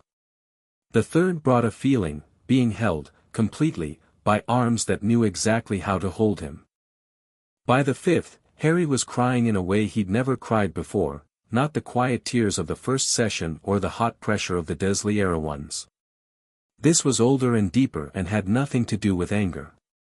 This was just grief, plain and enormous, the grief of someone meeting something lost and understanding for the first time the full size of what the loss was. Ogden kept going. Harry let him. By the 9th, when it finally released, Harry felt something shift in the center of his chest that was different from all the previous shifts. The other removals had felt like glass walls coming down. This one felt like a door opening. Not outward, but inward. Into something very bright. His magic moved. He didn't do anything. He didn't intend anything. But every stone in Ogden's circle flared gold simultaneously, and every lamp in the hospital wing blazed to full brightness, and outside the windows, November gray, perpetually overcast, the clouds parted for exactly 11 seconds and let through a column of light so direct and sudden that 3 students in the courtyard below stopped walking and looked up. Then it settled. "Well," Ogden said, in a voice that was going for professional and landing somewhere closer to awed. That was Lily's protection responding to the release. Harry looked at his own hands. They felt warm, not feverishly, not uncomfortably, but radiantly. The way hands feel after you've been warming them by a fire long enough. "Her protection," he said. "Explain." Ogden explained over the next hour, sitting in the chair with his compass device balanced on his knee and the diagnostic stones still faintly glowing around them. Pomfrey had tea, which she'd produced from nowhere with the efficiency of someone who decided tea was medically necessary and that was final. Lily Potter's sacrifice, Ogden explained, had created a protection the likes of which was theoretically described but rarely seen in practice. Love as a magical force wasn't sentimental, it was architectural. It had structure and tension and load-bearing properties. Lily's sacrifice had built something into Harry's core that wasn't simply a shield, it was closer to a foundation. The Dampeners, Ogden said, were suppressing not just Harry's emotional responses but the emotional architecture of the protection itself. Lily's magic and Harry's are intertwined, they were from the moment it settled into him. Suppress his emotional access and you suppress the full extent of the protection too. He tapped the compass against his knee. What we just released, that 9th enchantment was sitting directly on top of a primary anchor point of Lily's magic. When it came off, the lights went on, Harry said. Rather literally, yes. Harry drank his tea. It was hot and tasted exactly like what it was, tea, straightforwardly, and he was still at the stage of finding it mildly remarkable that things tasted like themselves now. "So my mother's magic is in my core," he said. "Yes. Structurally. Not as a separate entity, it's not like she's in there. But her intention is. The shape of what she chose." Ogden looked at him carefully. "It responds to your emotional state. When you're fully emotionally present, which you are more than ever now, it becomes more active. More available. What does it do, exactly, when it's active? For starters, it made Voldemort's curse rebound," Ogden said dryly. "Which is rather more than most protective magic achieves. Beyond that," he paused, choosing his words. "We're still in early days. As more dampeners come off, I expect you'll discover what it does by simply watching what happens." He met Harry's eyes. "I want to be transparent with you about something. What you have, the combination of your native magical strength, Lily's integrated protection, and the fact that the dampeners have been keeping all of it muted, is exceptional. Not just for your age. In general. He said it without fanfare. When we've finished the removal process, you will be one of the most powerful active magical signatures in Britain. Possibly in living memory. Harry considered this. He waited to feel something dramatic about it, pride or fear or the uncomfortable weight of responsibility that adults like to layer onto things like this. What he actually felt was, that explains some things. Good, he said. Ogden blinked. Then he laughed, a proper laugh, genuine, that moved his whole beard. Yes, he said. Good. Exactly right. Harry left the hospital wing at 4 and walked straight to Snape's office. He hadn't planned this specifically, but he'd been planning it in the general sense, building toward it, approaching it the way you approach a door you know you have to open. The third session with Ogden had clarified something about timing. Now was better than later, because the later he left it the more complicated the conversation would become, and Harry had decided that he was done with complexity where a direct question would serve. He knocked. Enter. Snape's voice, flat and reflexive, the voice of someone who said enter the way other people said go away. Harry entered. Snape was at his desk, marking papers with a quill that he wielded like a controlled weapon. He looked up. Something passed across his face, that calculation again, the same flicker from potions on day 3. Potter. He set the quill down with the deliberate precision of a man rearranging his approach. I didn't expect you. I wanted to talk to you, Harry said. He sat in the chair across the desk without being invited to. I think you've been noticing something different about my magic this week. The calculation sharpened. You're more precise, Snape said carefully. Your wand work is cleaner. Your potions have a clarity of intent that's been absent in previous years. He studied Harry. You want to explain that? A bit. Harry looked at him steadily. I'm going to tell you what's happening because I think you already know something is happening, and I'd rather you hear it from me than piece it together and come to a wrong conclusion. He paused. Pomfrey ran a full diagnostic after the Quidditch fall. She found 83 emotion-dampening enchantments in my magical core. A healer from St. Mungo's is removing them in stages. Snape was very still. Very still in a way that was specific, the stillness of someone to whom the information was not entirely new. Not the stopping stillness of Ron or the cycling through expressions stillness of Hermione. This was the stillness of someone receiving confirmation. You knew something was wrong, Harry said. I suspected, Snape said, precisely, that your magical development was inconsistent. The pattern of your abilities did not match the pattern I would have expected given what I knew about your parents. He stopped. Your father's magic was expansive. Immediate. Filled a room. Harry recognized the description. Lupin had used the same words. Lupin said the same thing. Snape's expression flickered at Lupin's name, old dislike, old history, but he controlled it. Your mother's magic was different but equally substantial. Refined, structured, highly intentional. He looked at Harry with something that wasn't quite the contempt that had been there before. I assumed the inconsistency was a result of your environment. The Dursleys. He said the name like it tasted of something specific. Some of it was, Harry said. Some of it was 83 Dampeners. He watched Snape. 14 of them are Dumbledores. Snape picked up his quill and put it down again. His face went through something very controlled. I see, he said. Do you?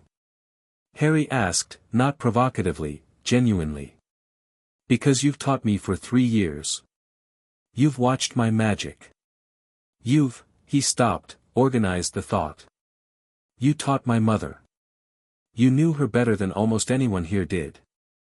The silence that followed was a different kind from any they'd previously had. Yes, Snape said.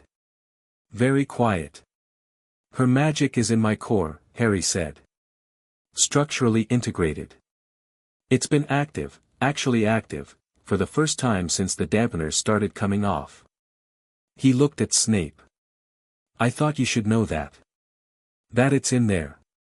That it's, he searched for the word. It's intact. Snape said nothing. His hands were flat on the desk, and he was looking at Harry with an expression Harry had never seen on him before, had never been able to read on him before, but which was now, with better emotional access, immediately legible. It was grief.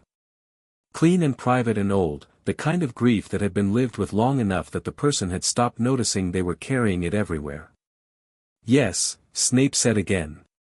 The word did a lot of work. Harry didn't push further on the grief. It wasn't his to push. I want to ask you something else, he said. Snape composed his face, professionally, with the practice of years. Ask. The Diagnostic found a cluster of enchantments placed November 1981. Placed hastily, functionally, not elegantly, in a way that suggested someone who knew the theory but hadn't practiced much. Harry kept his voice even. Blood magic technique. Arcturus Black's school. He paused. Who was with my parents that night besides Sirius? Before Hagrid came. Was there anyone else from the Order who would have known to go to Godric's Hollow?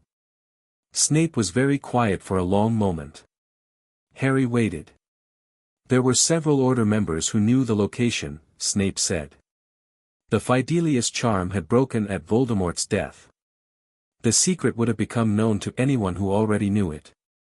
He paused. Peter Pettigrew knew. Pettigrew is dead, Harry said. Snape's eyes were steady. Is he? Harry met those eyes and held them, and something passed between them that was not quite an alliance and not quite a truce but was something in that direction, a mutual recognition of a shared suspicion that neither of them had been ready to say out loud in this specific way before. You think he's alive, Harry said. I think, Snape said carefully, that the evidence of his death was thin. A finger. Some robes. And a man who was known for theatrical gestures of self-sacrifice that weren't actually self-sacrificial at all. Harry thought about the rat in Ron's pocket. The rat that was old, older than any rat should be. The rat that had been part of a Gryffindor family for 12 years and no one had questioned it. The rat that he'd looked at in that photograph and felt, even through the glass, even dampened, a thread of something specific. Not quite recognition. Something closer to revulsion. I need to look at Scabbers, Harry said. Ron's rat. Snape looked at him for a long moment. Potter, he said slowly. If you're suggesting what I think you're suggesting, I think Peter Pettigrew is an animagus, Harry said.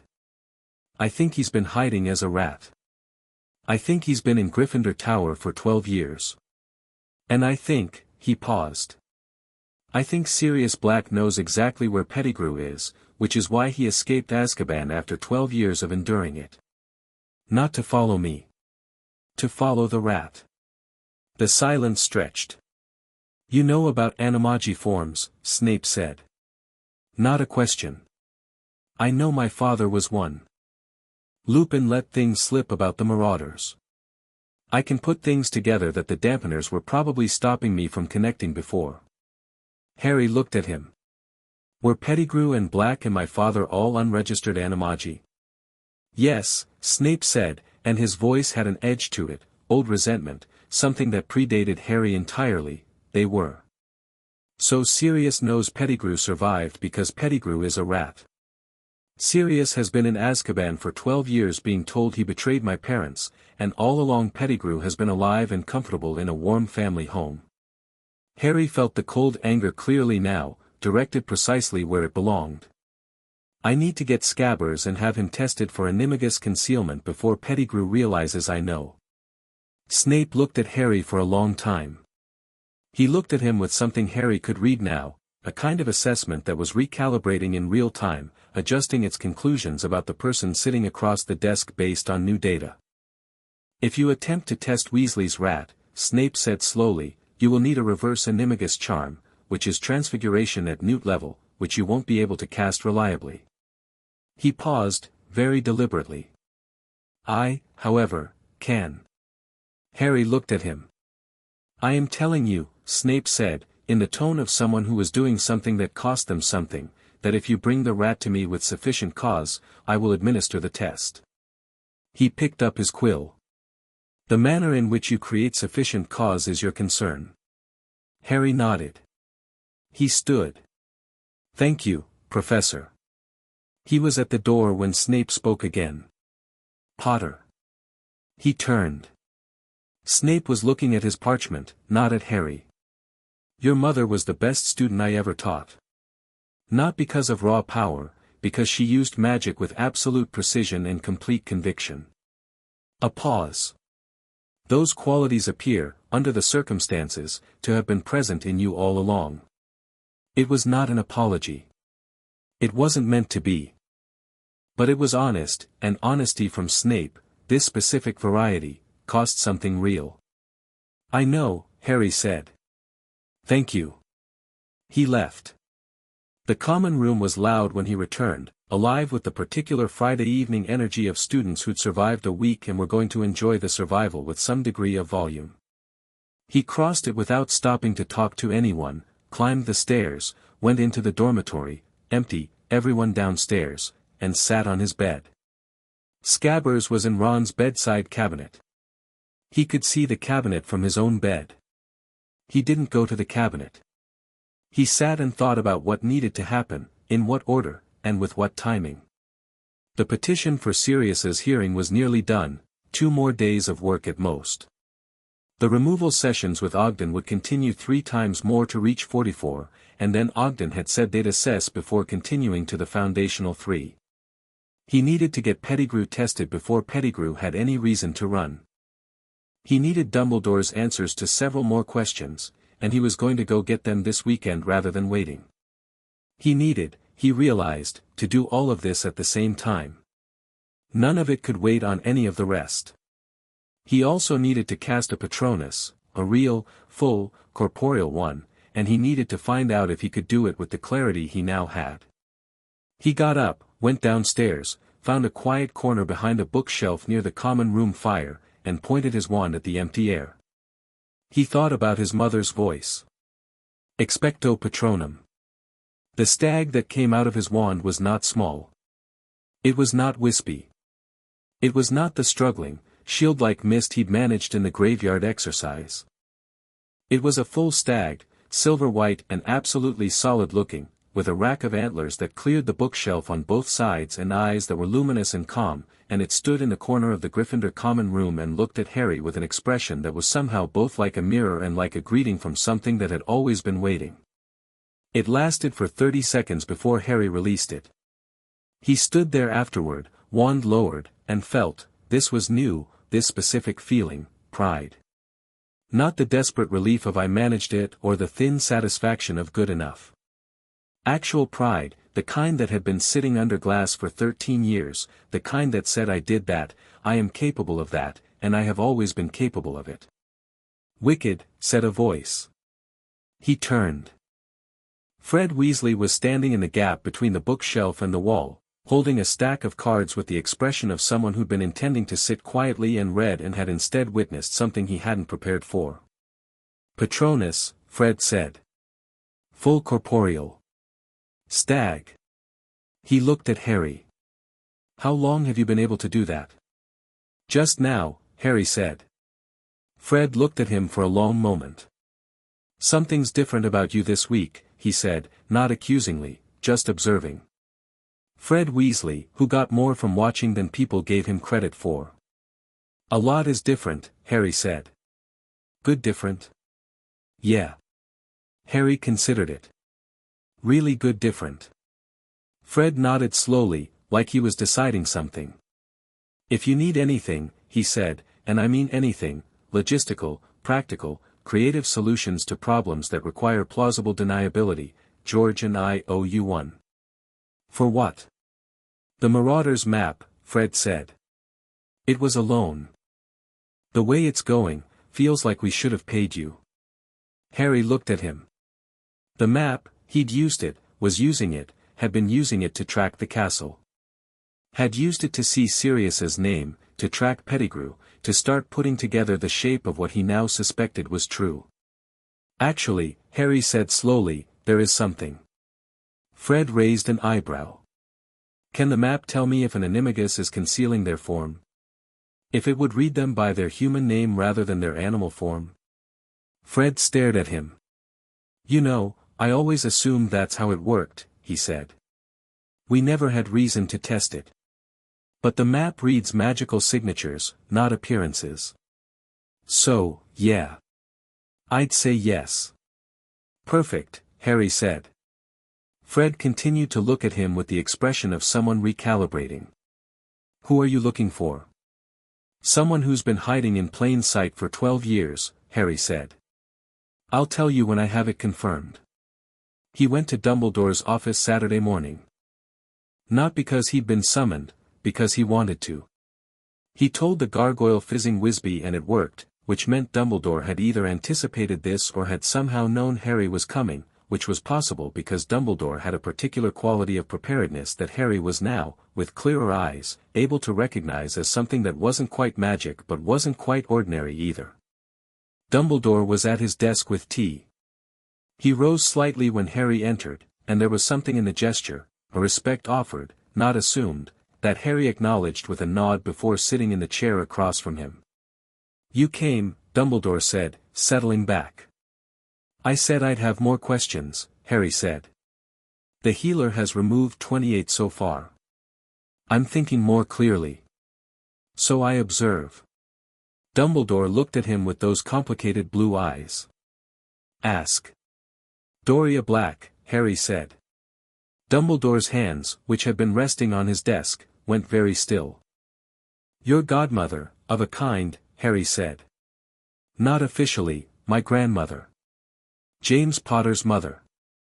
Who was born a black and trained in blood magic by Arcturus himself. He watched Dumbledore. She placed the foundational 3, didn't she? Before Voldemort. Before the prophecy. When I was 4 months old. Dumbledore was quiet for a long moment. Yes, he said. I believed at the time that her intention was protective. She had concerns about your early magical manifestations, concerns I shared. But you knew what those enchantments were, Harry said. You'd been trained by Arcturus too. You knew they weren't straightforwardly protective. I knew they were, more directional than I would have chosen, Dumbledore said. But Doria was, she was formidable, and she was James's mother, and I told myself, you told yourself it was someone else's choice and not yours to interfere with. Harry's voice was even. Even though you knew what they were. Dumbledore closed his eyes. Yes. And when she died, Harry continued, and my parents died, and I came to Privet Drive, you added 14 more. Because by then you needed me manageable. Needed me to grow up without, he chose the word carefully. Without agency. I needed you to survive, Dumbledore said. Every choice I made was in service of that. I am aware that this is not an adequate justification. No, Harry agreed. It's not. He shifted in the chair. The November 1981 cluster. 9 enchantments placed within 48 hours. Not your work, different casting style, someone who knew the theory but didn't have Doria's skill. Who was it? Dumbledore was quiet for a beat too long. Who was it? Harry repeated, not raising his voice. I don't know with certainty, Dumbledore said. Who do you suspect with certainty? Another pause. When I arrived at Godric's Hollow, Dumbledore said slowly, Sirius had already been there. He found it before Hagrid, he'd felt the wards break and gone immediately. When I arrived, you were, not entirely as I would have expected to find an infant in that circumstance. The enchantments were already in place. He met Harry's eyes. Sirius didn't mention placing them. He was very, Sirius in those hours was not in a state to discuss much. He was devastated and furious and barely coherent. But you suspected him, Harry said. I suspected the possibility. You put a man you suspected of placing coercive enchantments on an infant in Azkaban without a trial, Harry said, and then you continued adding your own enchantments and told yourself his were protective. He paused. Or you suspected Pettigrew. Dumbledore looked at him. Pettigrew, Harry said. Who knew Doria Black's work because he was my father's friend and would have known all of my father's family's history? Who was there that night? Who went to Godric's Hollow before anyone else because he was the secret keeper and he'd just given Voldemort what he needed and he wanted to, what? See the damage? Manage the survivor? Dumbledore's face had gone very still. He didn't expect me to survive, Harry said. No one did. But I did. And he panicked. And he placed 9 hastily constructed emotional dampeners on a baby to what? Make me less likely to manifest magic early enough to attract attention. To keep me compliant in case he needed to control me later. He felt the cold anger, very present, very clean. He's alive, isn't he? You know he's alive. I have wondered, Dumbledore said quietly. For some time. Where is he? Harry, where is he? The gargoyle on the desk behind Dumbledore's chair rustled its wings. Fawkes, on his perch, made a low sound that was nothing like his usual song, more like an acknowledgement. I believe, Dumbledore said, that if Peter Pettigrew is alive, he has been very close to Hogwarts for quite some time. He paused. Close enough that Sirius, who escaped Azkaban for no reason anyone has explained satisfactorily, would be drawn here. Harry stood. He was done sitting. He moved to the window and looked out at the grounds, the lake, the forbidden forest at the edges, the whole enormous structure of Hogwarts making itself known around him. I have a petition for Sirius's retroactive hearing, he said, to the window. It's done Monday. I'm filing it through a Wisengamot advocate that Ogden is connecting me with. You will not block it. I won't, Dumbledore said immediately. Harry turned. You'll support it. Dumbledore met his gaze. Yes. Openly. On record. Yes, Harry. Something in Dumbledore's voice was different now, not defensive, not managing, just honest. The honesty of someone who had reached the limit of what they could justify and was choosing, perhaps for the first time in a while, to simply be honest instead. I will do whatever I can to help Sirius. That is not a negotiation. It is something I should have done 12 years ago. Harry nodded. He turned back to the window. Somewhere on the grounds, a familiar black dog was moving at the tree-line. Just at the edge, just far enough to be technically outside the castle wards, there and not there, the way someone waits who isn't sure they'll be welcome but isn't willing to leave either. He's on the grounds, Harry said. Right now. He's been watching. Dumbledore said nothing. If the Dementors find him before the hearing, Harry said, I will hold you personally responsible. It wasn't a threat, exactly. But it was a statement that carried its own weight, and Dumbledore received it that way, receiving it with the gravity of someone who understood what it meant to be held responsible by someone who finally, genuinely, had the resources to do the holding. They won't, Dumbledore said. Harry looked at the tree-line a moment longer. The black shape was still there. Then it moved into the shadow of the trees and was gone. Okay, Harry said. Good. He walked out of the headmaster's office into a castle that felt, with 36 fewer dampeners than the week before, like a place where things could actually be changed rather than simply endured. He took the stairs 3 at a time, because he felt like it, and the sensation of his own body moving with energy and purpose was something he hadn't quite had access to before, or had, but dimly, as though through water, and it was good. It was straightforwardly, completely good. By the time he reached the corridor outside the Gryffindor common room, he was almost running. Chapter 4, The Lion Unchained. Monday came with cold air and the smell of frost on stone, and Harry woke up before his alarm for the first time in his life. Not because of anxiety, that was the thing. He lay in the dark dormitory listening to the breathing of 4 other boys and felt the difference between waking up braced and waking up ready, and the difference was enormous and had been invisible to him for 13 years. He dressed quietly, took the marauder's map from under his mattress, and spread it on his bed. The castle breathed around him in tiny moving dots, Filch making his usual pre-dawn rounds, Mrs. Norris a satellite behind him, a handful of prefects, 2 insomniacs in Ravenclaw Tower. He moved his eyes to the grounds. The forbidden forest edge. There, a dot labeled Sirius Black, stationary at the tree lean, the same position Harry had spotted from Dumbledore's window Saturday. He'd been there all weekend. Watching the castle. Not moving closer, not retreating. Just, present. Harry looked at that dot for a long time. Then he folded the map, pocketed it, and went to find Hermione. She was already in the common room, which was not surprising.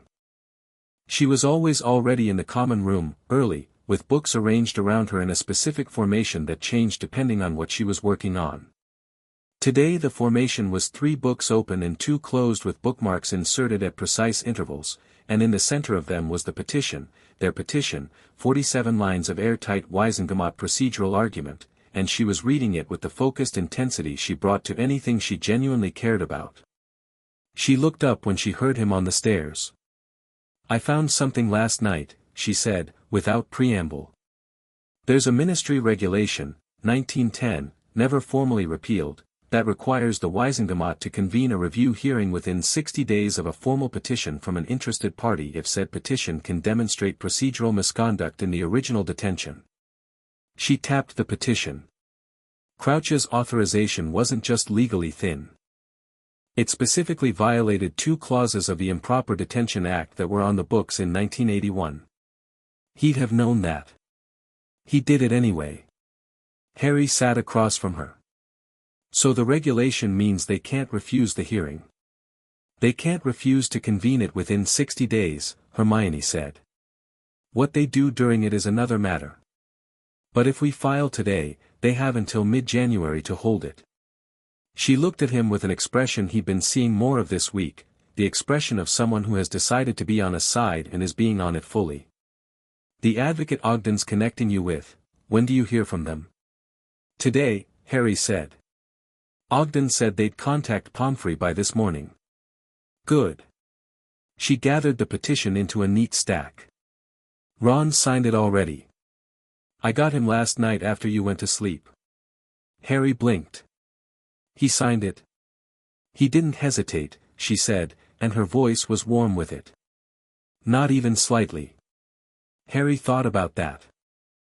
About Ron Weasley, who loved his family's trust in Dumbledore, who'd grown up on stories of the Order of the Phoenix, signing a legal petition that implied, clearly, between the careful lines, that the most revered wizard in Britain had overseen a gross miscarriage of justice for 12 years. Ron who hadn't hesitated. "Right," Harry said quietly. "Good." They ate breakfast together before the hall filled up, at the far end of the Gryffindor table where conversations stayed private, and Harry told Hermione what he'd worked out about Pettigrew and the November cluster, and about the conversation with Dumbledore, and about the black dog at the tree lean that had been there all weekend.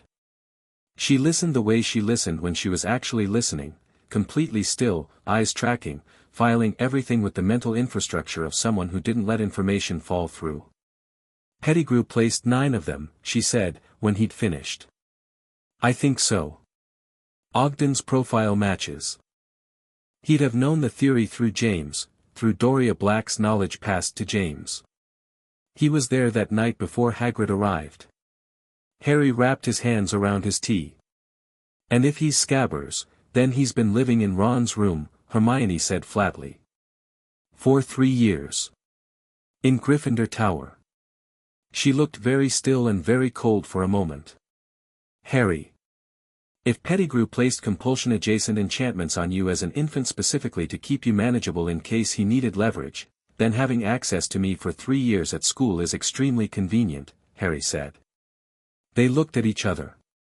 "We need to get Scabbers to Snape," Hermione said. "Today. Before Ron knows why," Harry said. "Because if Ron knows before we've confirmed it, he'll confront the rat and Pettigrew will run." Hermione nodded. "What's the pretext?" Harry thought about it. "Ron's been saying Scabbers is sick." Old, lethargic, losing fur. We tell Ron we want to get him checked out by Snape. Snape's a potions master, he'll know if a rat has been given something. It's not even a lie. We just don't tell Ron all of what we're looking for. Hermione pressed her lips together. I hate deceiving Ron. It's for 3 hours, Harry said. We get the test, we confirm, and then I tell him everything immediately. All of it. She thought about it. Then, okay. After breakfast. We catch him before transfiguration. Ron arrived at breakfast 5 minutes later, sat down, and immediately began constructing a tower of toast that he then ate systematically while describing in considerable detail the Quidditch play Wood had run them through yesterday morning. Harry listened, nodded in the right places, and felt the strange warmth of it, the specific comfort of Ron's company, which he'd always known was there but now could feel without the glass between them, which was different enough that he had to concentrate slightly on not showing it too obviously. After breakfast, Hermione deployed the pretext about Scabbers with the efficiency of someone who was also not comfortable with deception and therefore wanted it over quickly. Ron looked at Scabbers, currently in Ron's pocket, which was where Scabbers had been living lately with increasing reclusiveness, and frowned. You think something's wrong with him? Could just be age, Hermione said. But if Snape knows a diagnostic potion, Snape helping with my rat, Ron said, in the tone of someone testing the sentence for structural integrity. That's, yeah, fine. Weird, but fine. He dug Scabbers out of his pocket. The rat hung in his hand, dull-eyed and twitching, clearly wanting to be somewhere that was not here. Its eyes caught Harry's for a moment and Harry looked back and felt something he hadn't been able to feel before with full precision, recognition, the specific wrong-shaped recognition of something that wasn't what it claimed to be. Ron handed Scabbers over without further argument because Ron trusted Harry, and that trust was something Harry felt now like a physical weight, not oppressive, but real. Substantial. He was going to deserve it. Snape's office at 8 in the morning had a particular atmosphere, not quite menacing, but not welcoming, the atmosphere of a space that had been arranged specifically to discourage casual visits. Snape was already there, which Harry had expected, standing at the long workbench with something simmering that smelled of copper and pine resin. He looked at Harry. He looked at the rat in Harry's hands. His expression shifted by approximately 1 millimeter, which was Snape for a significant reaction. Weasley's rat, he said. Weasley's rat, Harry confirmed. I need the reverse animagus test. Hermione was behind Harry, and Harry heard her inhale at that. It was the first time he'd said the plan out loud to both of them in the same breath, and there was a weight to it. Snape looked from the rat to Harry and then, briefly, to Hermione. Miss Granger, he said. Professor, she said, with the particular expression of someone who decided that what they were doing outweighed how uncomfortable it was.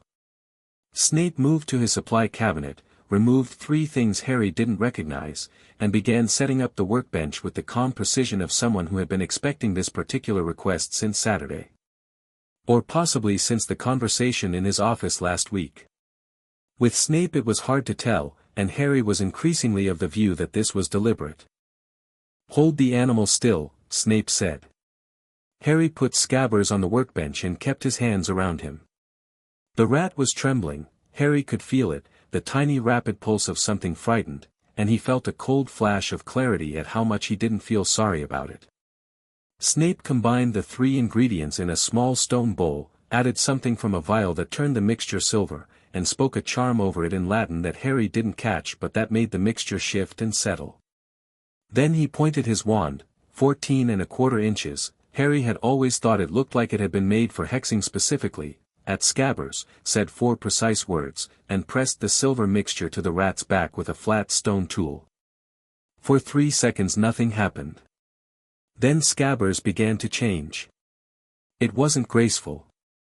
It wasn't like the descriptions of animagus transformation in the books, controlled, voluntary, smooth. This was forced, and the rat resisted it, which meant it was ugly and loud and fast. The animal convulsed once, twice, and then the workbench was not holding a rat. It was holding Peter Pettigrew. He was small and round, with watery eyes and a patchy, grey-blonde head and hands that scrabbled immediately at the workbench surface, looking for purchase, looking for escape. He had the appearance of a man who'd spent 12 years alternately living as a rat and hiding, which is to say he had the appearance of someone for whom dignity was a distant memory. He looked at Harry. Harry looked back. Hermione made a very controlled sound behind him that was the sound of someone being confirmed right about something they'd hoped not to be right about. Pettigrew's mouth worked. "Harry," he said, in a thin, wet voice. "Harry, please, I can explain. You put 9 enchantments on me the night my parents died," Harry said. "Blood magic dampeners. Compulsion components." His voice was very level. "Don't explain. Don't apologize. Don't say my name." He looked at Snape. "Can you hold him?"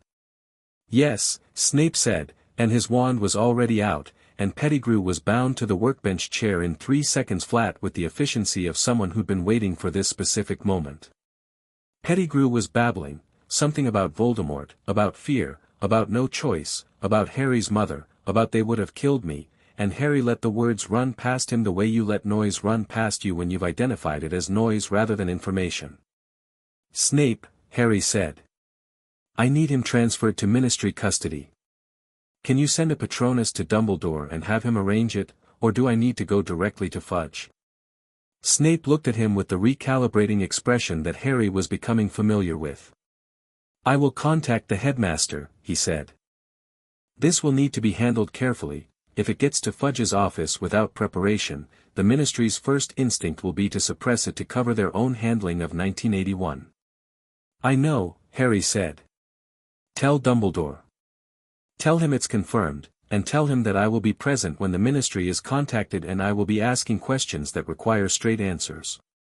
He paused. "Also tell him that I'm filing the petition for Sirius's hearing today and Pettigrew's existence is going to be part of the evidentiary record."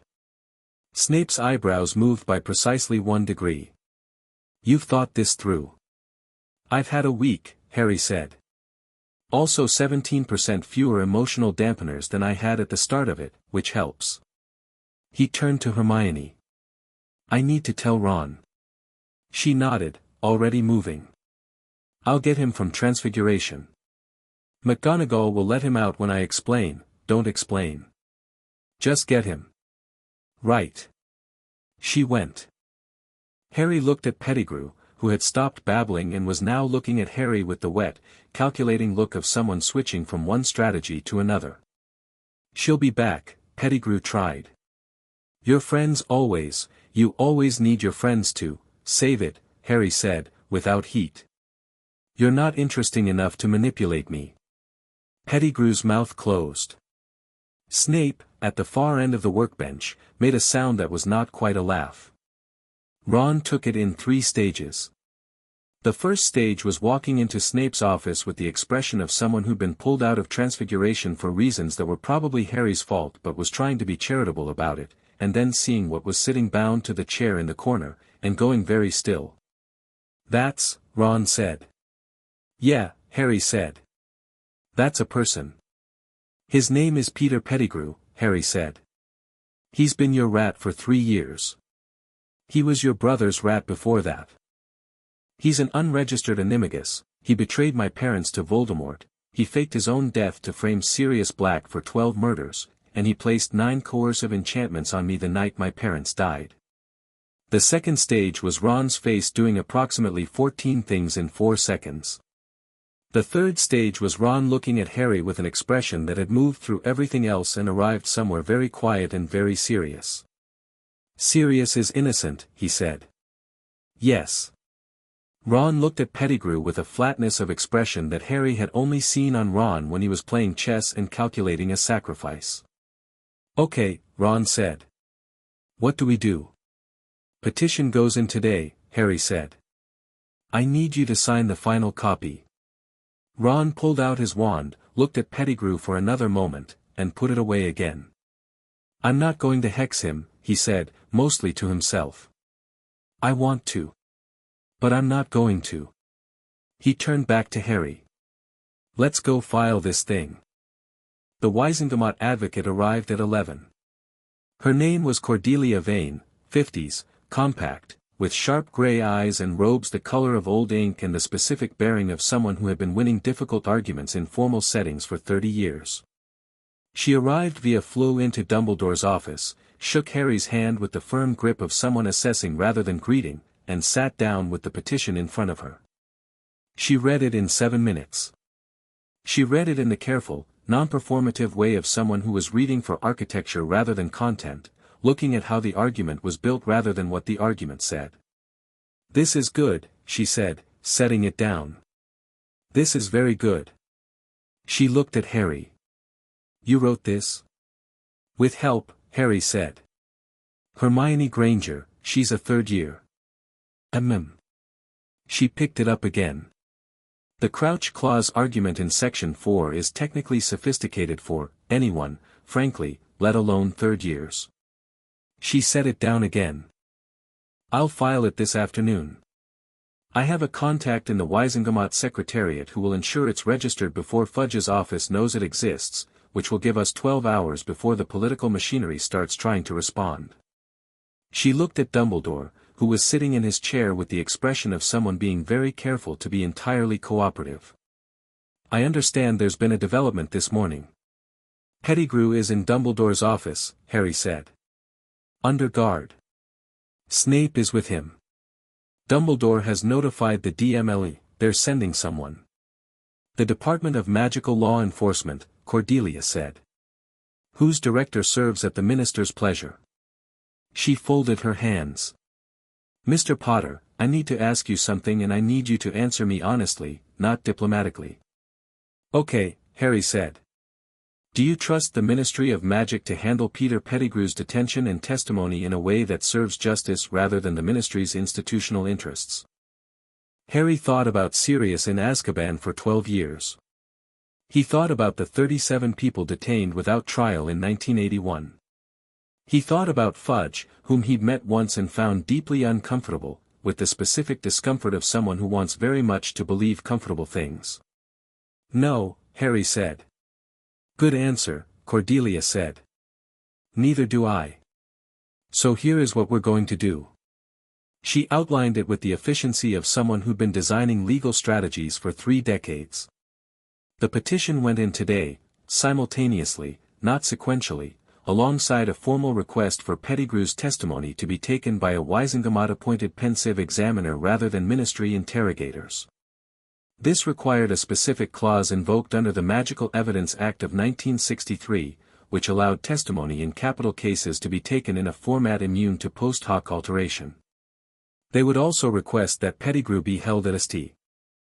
Mungo's secure ward rather than ministry custody, medical grounds, as he'd been in a non-human form for 12 years. St. Mungo's falls under the Healer's Charter, she explained. The ministry can't unilaterally release someone from St. Mungo's without triggering a medical review board that operates independently of Fudge's office.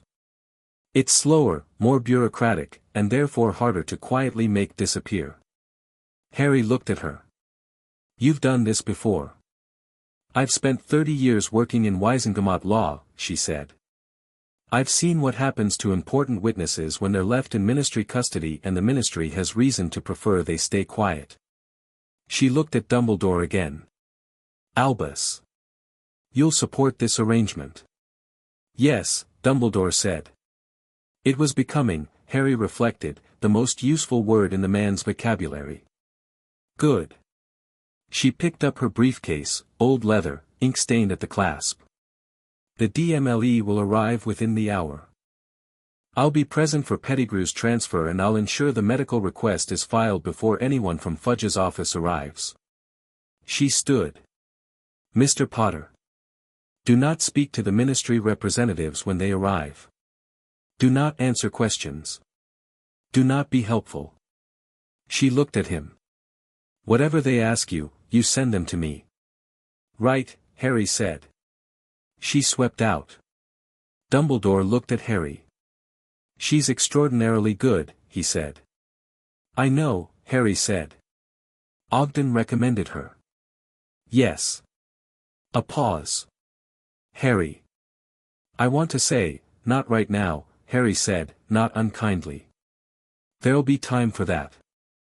Right now I need to go to my afternoon class and let you handle the ministry arrival, because the less I'm in this building when they come the less they can drag me into their process. He stood. You'll tell me everything that happens. I will, Dumbledore said.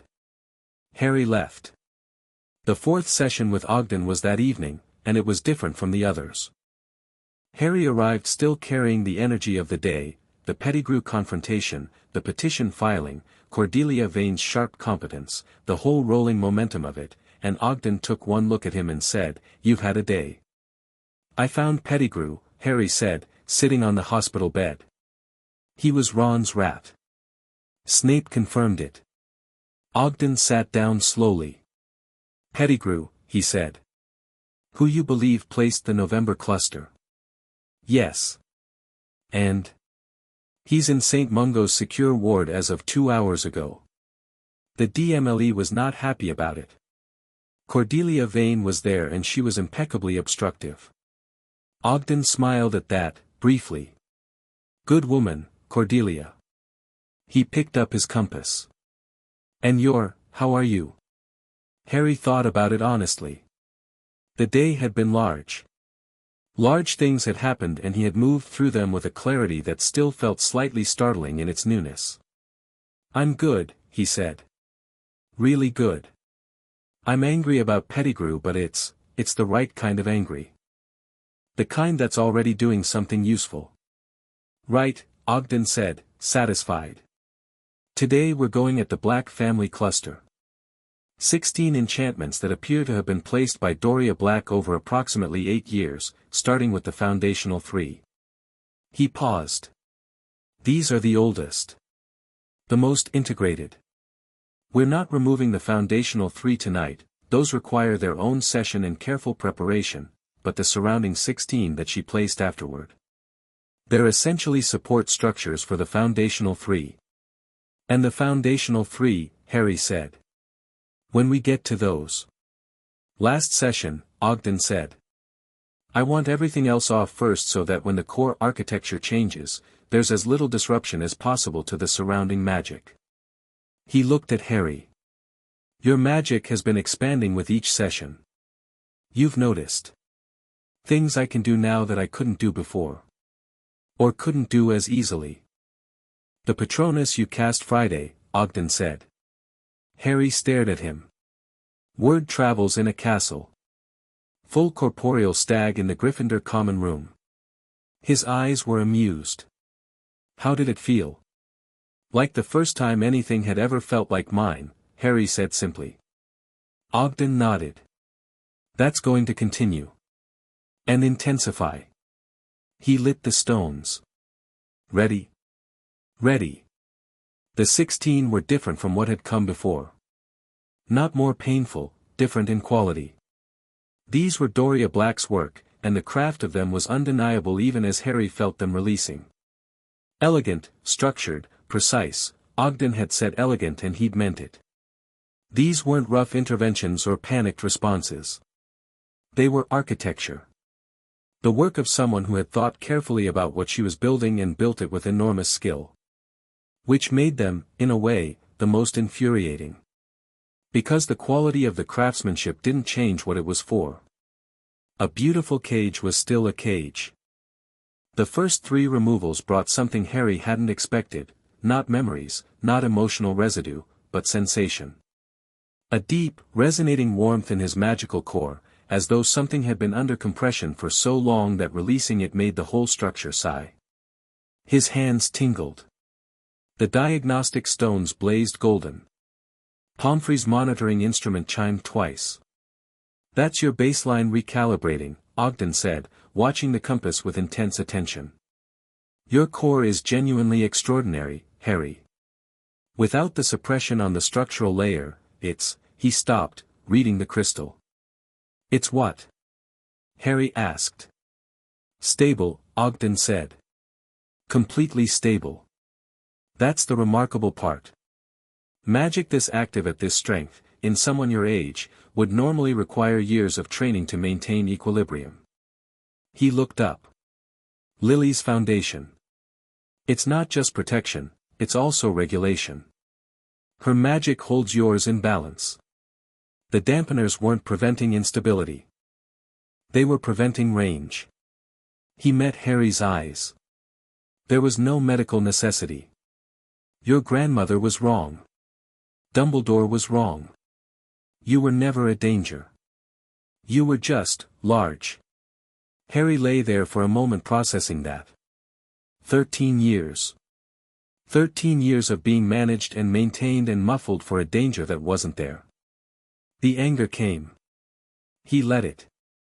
It was large and cold and very, very clear, and it felt exactly like what it was, appropriate, and then he breathed and let it settle because anger that just stays large without direction eventually turns inward, and Harry was done with things turning inward. Keep going, he said. They worked through 8 of the 16. The 8th was the one that changed something. Harry couldn't have described exactly what the change felt like from the inside, but Ogden's compass went gold so bright it was almost white, and every stone in the circle pulsed simultaneously, and Harry felt something in his chest expand, not painfully, more like lungs filling properly for the first time, and then the magic in the room was different. Heavier. More present. More his. He sat up. Harry, Ogden said, carefully. Harry looked at his hands. They were glowing faintly, not visibly, not in a way someone without a diagnostic instrument would have noticed, but Ogden's compass was registering it and Pomfrey's monitor was registering it and Harry could feel it, the warmth and the weight of his own magic sitting in his hands like something that had always been waiting to be held. He pointed at the glass of water on the table. He didn't say anything. He didn't need to. The glass slid across the table and stopped in front of him without a sound. He hadn't cast. He'd wanted, and the magic had moved. That's not, Pomfrey started. Wandless, Ogden said. Intent-based. He's operating on a level above wand-mediated casting. He was watching the compass with the expression Harry now recognized as Ogden being genuinely odd while trying to maintain professional composure. Harry. Try something more complex. Harry thought about it. He turned to the window, closed, latched, and thought about it being open, and the latch turned and the window swung out. He turned to Pomfrey's monitoring instrument, a complex assembly of glass and wire and enchanted components, and thought about understanding how it worked, which was different from moving it, and the instrument's output array shifted to make its readouts more legible, as though responding to his curiosity. He let his hands drop. Right, he said. That's new. That's what your magic is without suppression, Ogden said quietly. That's what it was always going to be. Harry thought about Dumbledore's reasoning. A child who cannot control power of that magnitude is a danger to himself and everyone around him. He looked at the water glass, the open window, the obliging monitoring instrument. All of it precise. All of it clean. No collateral damage, no instability, no danger. Just the magic of a boy who'd been caged since before he could walk, finally getting some room. Good, Harry said, for the second time that week about his own power. And meant it, and felt it, and let it be true. He went looking for Lupin after dinner. Not for information this time, he had plenty of information, was drowning in it almost, was doing the work of processing and applying it with the sustained focus that had always been there but was now fully available. This was something else. Lupin was in his office, marking again, with the specific posture of someone who'd spent the weekend watching something unfold from a distance and was doing careful work with his hands to stay present. He looked up when Harry came in. Pettigrew, he said. He's in St. Mungo's, Harry said. He's confirmed. Snape ran the test. Lupin put down his quill and sat back and put his hands over his face and stayed like that for approximately 15 seconds. Harry sat in the chair and waited. When Lupin looked up, his eyes were red at the edges. He was our friend, he said. He was, we grew up with him. We trusted him with, he stopped. With the secret, Harry said. I know. I should have questioned it. 12 years ago, I should have, he stopped again. Sirius was always too explosive. I told myself that the explosion, the street, it was consistent with Sirius. With grief turned outward. I told myself I knew him well enough to read him, and what I read was guilt, and he shook his head. I was wrong. You were, Harry said. Not cruelly, plainly. And you're not the one who put him in Azkaban. Fudge and Crouch did that. He met Lupin's eyes. The petition is filed. Pettigrew's existence is in the evidentiary record. Sirius's hearing will happen. Lupin exhaled. It was a long, unsteady breath. You moved fast. I had things to do, Harry said simply. And I've had enough of letting things wait until I feel ready. The waiting was part of what was done to me. Lupin looked at him for a moment. How are you? Different, Harry said. More me. He paused. I want to ask you something. Ask. My dad. Harry said it simply, the way it was, not as a weight, not as a performance, just as a fact. I've only ever known him through other people's descriptions. I have an impression. Brave. Funny. Could be arrogant. Loved my mum absolutely. He looked at Lupin. What was he actually like? And Lupin, who had spent 12 years carrying the deaths of his closest friends like stones in his pockets, who had spent 3 months at Hogwarts carefully not talking about things that hurt too much to talk about directly, answered. Not carefully. Not with managed sentiment. He answered like someone who'd been waiting for the question and had enough of the answer ready to make a start. He talked for an hour. Harry listened. He heard about a boy who transfigured Slytherin's shoelaces into earthworms in 5th year and felt genuinely terrible about it afterward but did it anyway. Who failed divination twice and blamed the subject rather than his predictions. Who had a habit of ruffling his own hair when he was nervous about something he was pretending not to be nervous about. Who fell in love with Lily Evans in 7th year with the specific totality that suggested he'd been working up to it for considerably longer and had been too proud to admit it. Who was, underneath the confidence and the jokes and the hair, profoundly loyal, the kind of loyal that would make him pick friends he never abandoned and causes he never quit. He would have liked you, Lupin said finally, and then caught himself. I keep saying that and it's not quite right. He does like you. You're not someone who has to be liked in his absence. You're here, and you're you, and that's its own thing entirely. Harry nodded. That felt more right than the usual version. He would have thought the petition was entertaining, Harry said. Lupin laughed, sudden, real, surprised out of him. He would have wanted to be there when you served Pettigrew the reverse animagus potion, he said. He would have wanted to watch that. Snape was there, Harry said. It was efficient but it wasn't without a certain satisfaction. Severus found Peter, Lupin said. Something moved in his voice, complicated, the way everything between Lupin and Snape was complicated, the way anything was complicated when it had 12 years of history and regret threaded through it. He helped, Harry said. He didn't have to. It cost him something. He looked at Lupin. Whatever you two have between you, I'm not in the middle of it. But he's been more honest with me this week than I expected. I'm not dismissing that. Lupin looked at him for a long moment. You're remarkably fair-minded, he said. Given everything. I'm angry at the right things, Harry said. That makes it easier to be fair about the rest. He stood to leave. At the door, he turned. The black dog at the tree-line, he said. He's been there since Friday. Lupin went very still. I'm going to meet him, Harry said. Tomorrow morning, before class. I thought you should know. Harry, Lupin started, and stopped, and started again. The Dementors are not going to come near the tree-line, Harry said. Not while I'm there. He thought of the silver stag that had come out of his wand with Lily's voice behind it. Sirius has been waiting long enough. I'm going to go meet my godfather.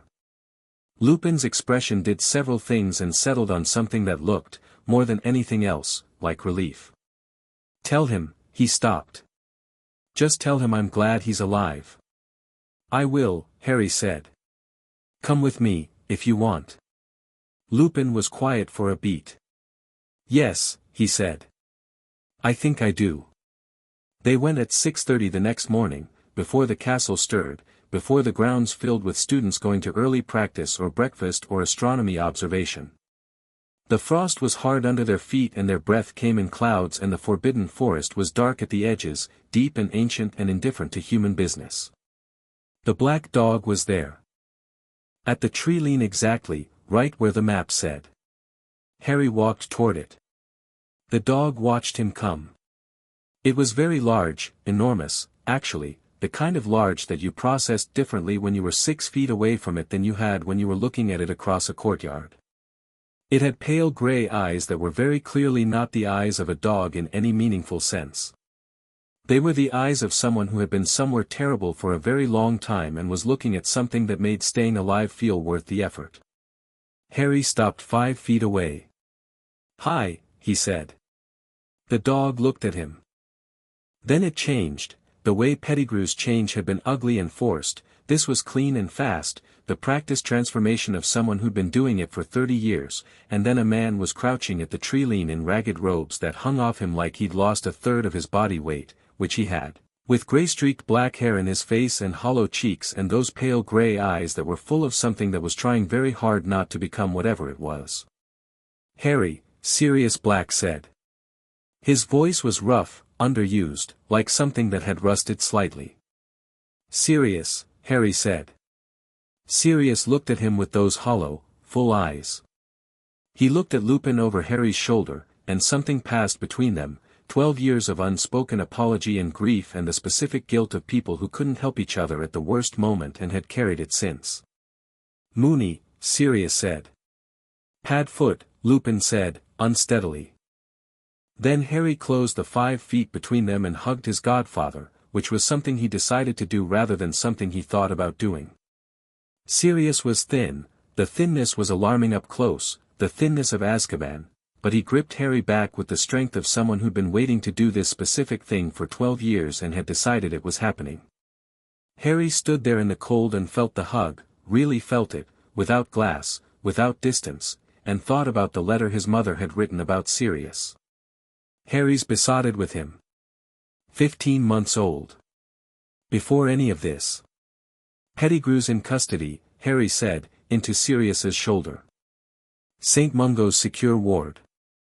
The petition for your hearing is filed with the Wisengamot. Cordelia Vane is your advocate. He felt Sirius go still. Then, Cordelia Vane is terrifying. I know. That's why I got her. Sirius pulled back and looked at Harry. Looked at him properly, not the desperate look of someone checking if you're real, but the looking of someone who is really seeing another person for the first time and finding them considerably more than expected. How did you? He stopped.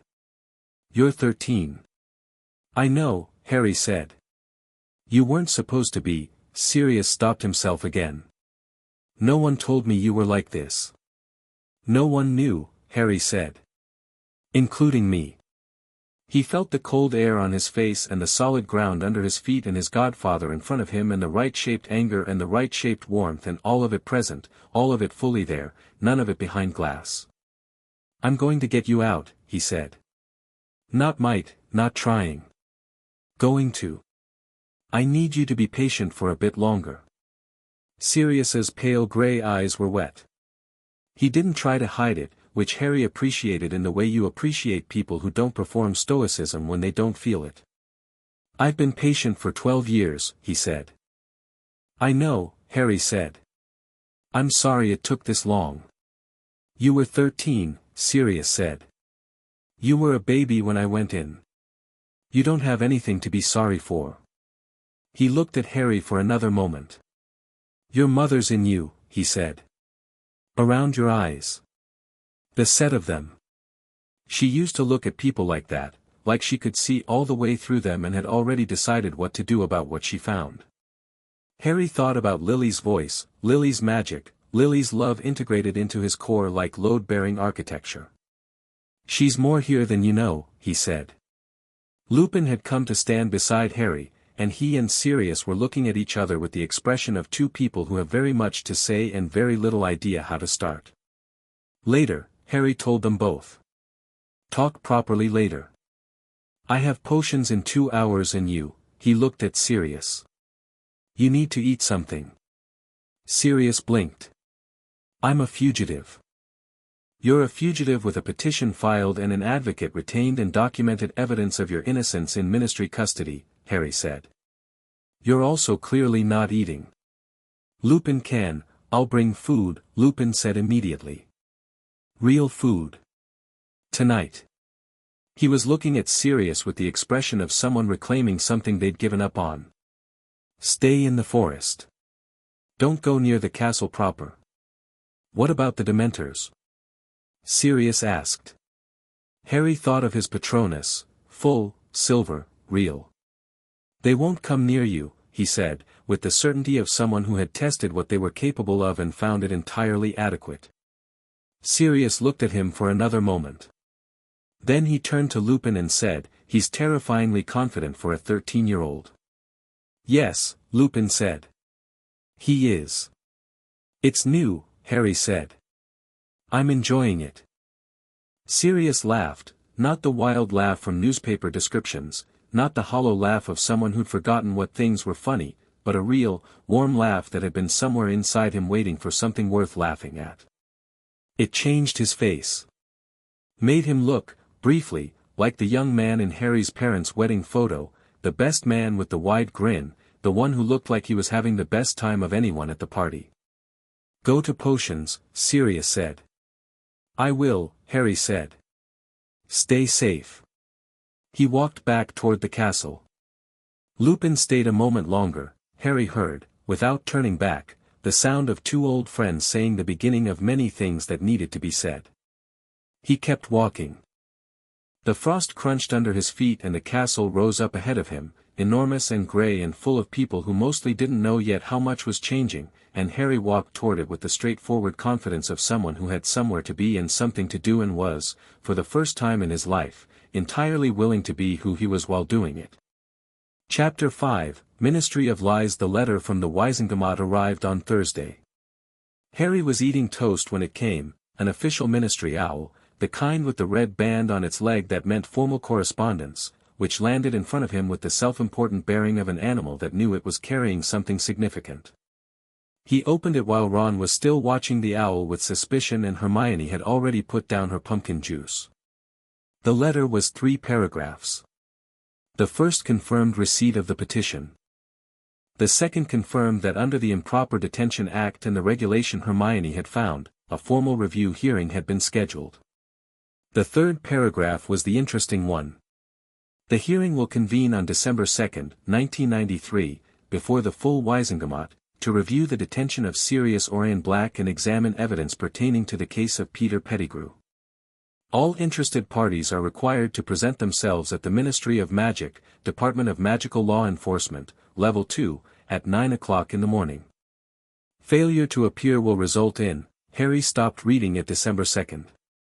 "That's 2 weeks away," Hermione said, reading over his shoulder. "Is that fast?" Ron asked. "For the Wisengamot?" "It's extraordinarily fast." She looked at Harry. Cordelia Vane moves quickly. Harry folded the letter, put it in his pocket, and finished his toast. 2 weeks. Sirius had been at the Treeline for 9 days now, living on whatever Lupin brought him at night, and the days were getting colder. 2 weeks was short enough to be genuinely hopeful and long enough that something could still go wrong. He pulled out the map under the table, checked it briefly. The dot labeled Sirius Black was in its usual position at the forest edge. Safe. Still there. "There's something else," Hermione said, pulling a copy of the Daily Prophet from her bag and opening it to page 4. She put it on the table in front of him. The headline read, Ministry questions legality of rogue healer treatment at Hogwarts. Harry read it. The article was short and specifically vague in the way that articles are when someone is trying to imply things without being legally responsible for stating them. It mentioned, without naming Harry directly, that a student at Hogwarts had undergone unauthorized core modification procedures administered by a healer operating outside standard ministry-approved treatment protocols. It quoted a ministry spokesperson who expressed concern for student welfare and suggested that the Hogwarts Board of Governors might wish to review the matter. There was no byline. The article had the smell of something that had been handed to a reporter rather than found by one. Fudge, Harry said. Almost certainly, Hermione agreed. He can't actually stop the removal process, Harry said. Ogden is licensed and the treatment is legal. No, but he can make noise about it, which is almost as good if what he wants is to put you on the defensive. She tapped the article. He's also put out a statement this morning, I heard about it before breakfast, that the ministry is launching a formal review of Peter Pettigrew's detention and the circumstances of his discovery. A review of his detention. Harry absorbed this. Pettigrew is evidence that Sirius is innocent. If Fudge controls the review of Pettigrew's detention, he controls what Pettigrew says and when he says it, Hermione finished.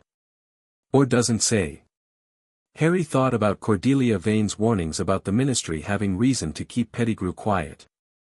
He thought about Pettigrew in St. Mungo's, which was safer than ministry custody but not invulnerable to political pressure.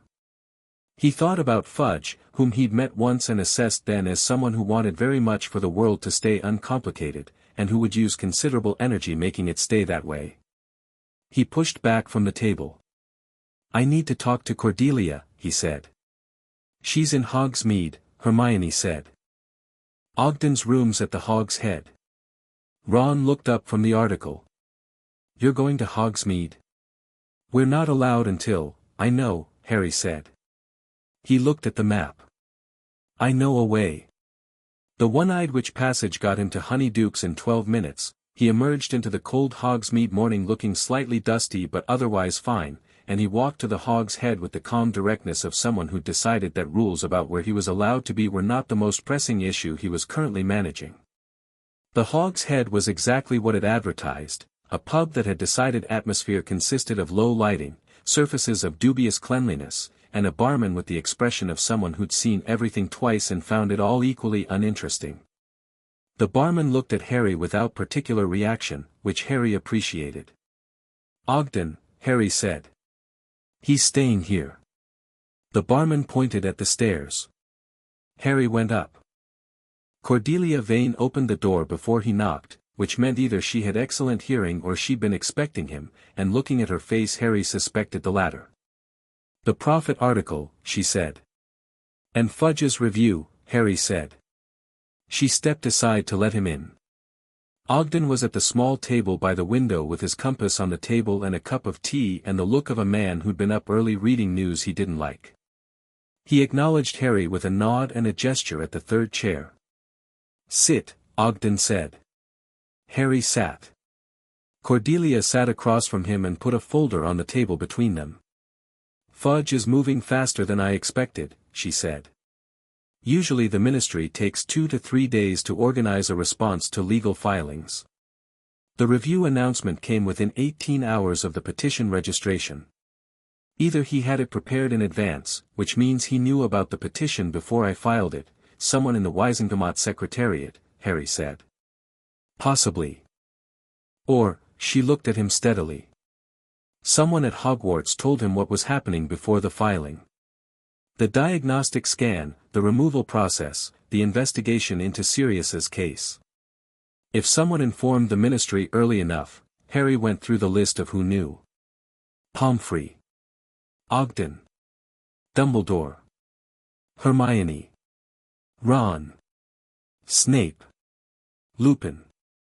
Cordelia herself. He moved through the list the way you move through a chess problem, not suspiciously, but methodically. Dumbledore wouldn't, he said. Not because he's incapable of it but because he's seen which way this is going and he's not fighting it anymore. He paused. Snape. Cordelia raised an eyebrow.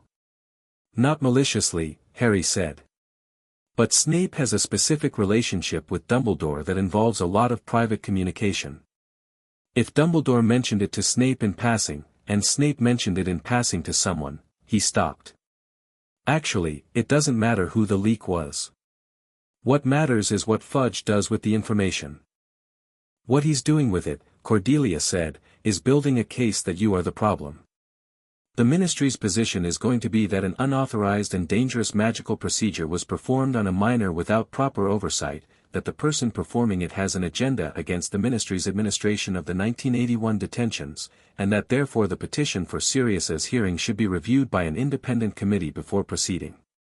She held up a hand before Harry could speak. The review would not pause the hearing date. What it would do is add a preliminary proceeding, a hearing before the hearing, at which they'd question the legitimacy of the evidence. Where they'd question me, Harry said. Where they'd attempt to question you, she said. Which is not the same thing.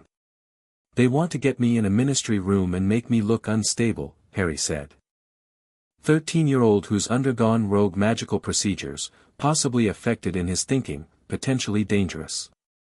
If they can make that case stick before December 2nd, the full Wisengamot convenes with a pre-existing narrative about your credibility, Cordelia finished. Yes. Harry leaned back in the chair. He thought about it with the clean, organized thinking that was fully available to him now, 37 dampeners removed, the world fully present in its sharpness and complexity. He turned the problem over and looked at it from different angles. The Board of Governors, he said. The article mentioned them. Fudge is going to go to the board. He'll suggest they investigate the unauthorized treatment, Cordelia said. And probably raise the broader question of whether Hogwarts administration has been properly managed. The Board of Governors, Harry said slowly. Who has a seat on the Board of Governors? Cordelia looked at him. Lucius Malfoy, Harry said. Ogden made a sound. He was on the board last year, Harry said.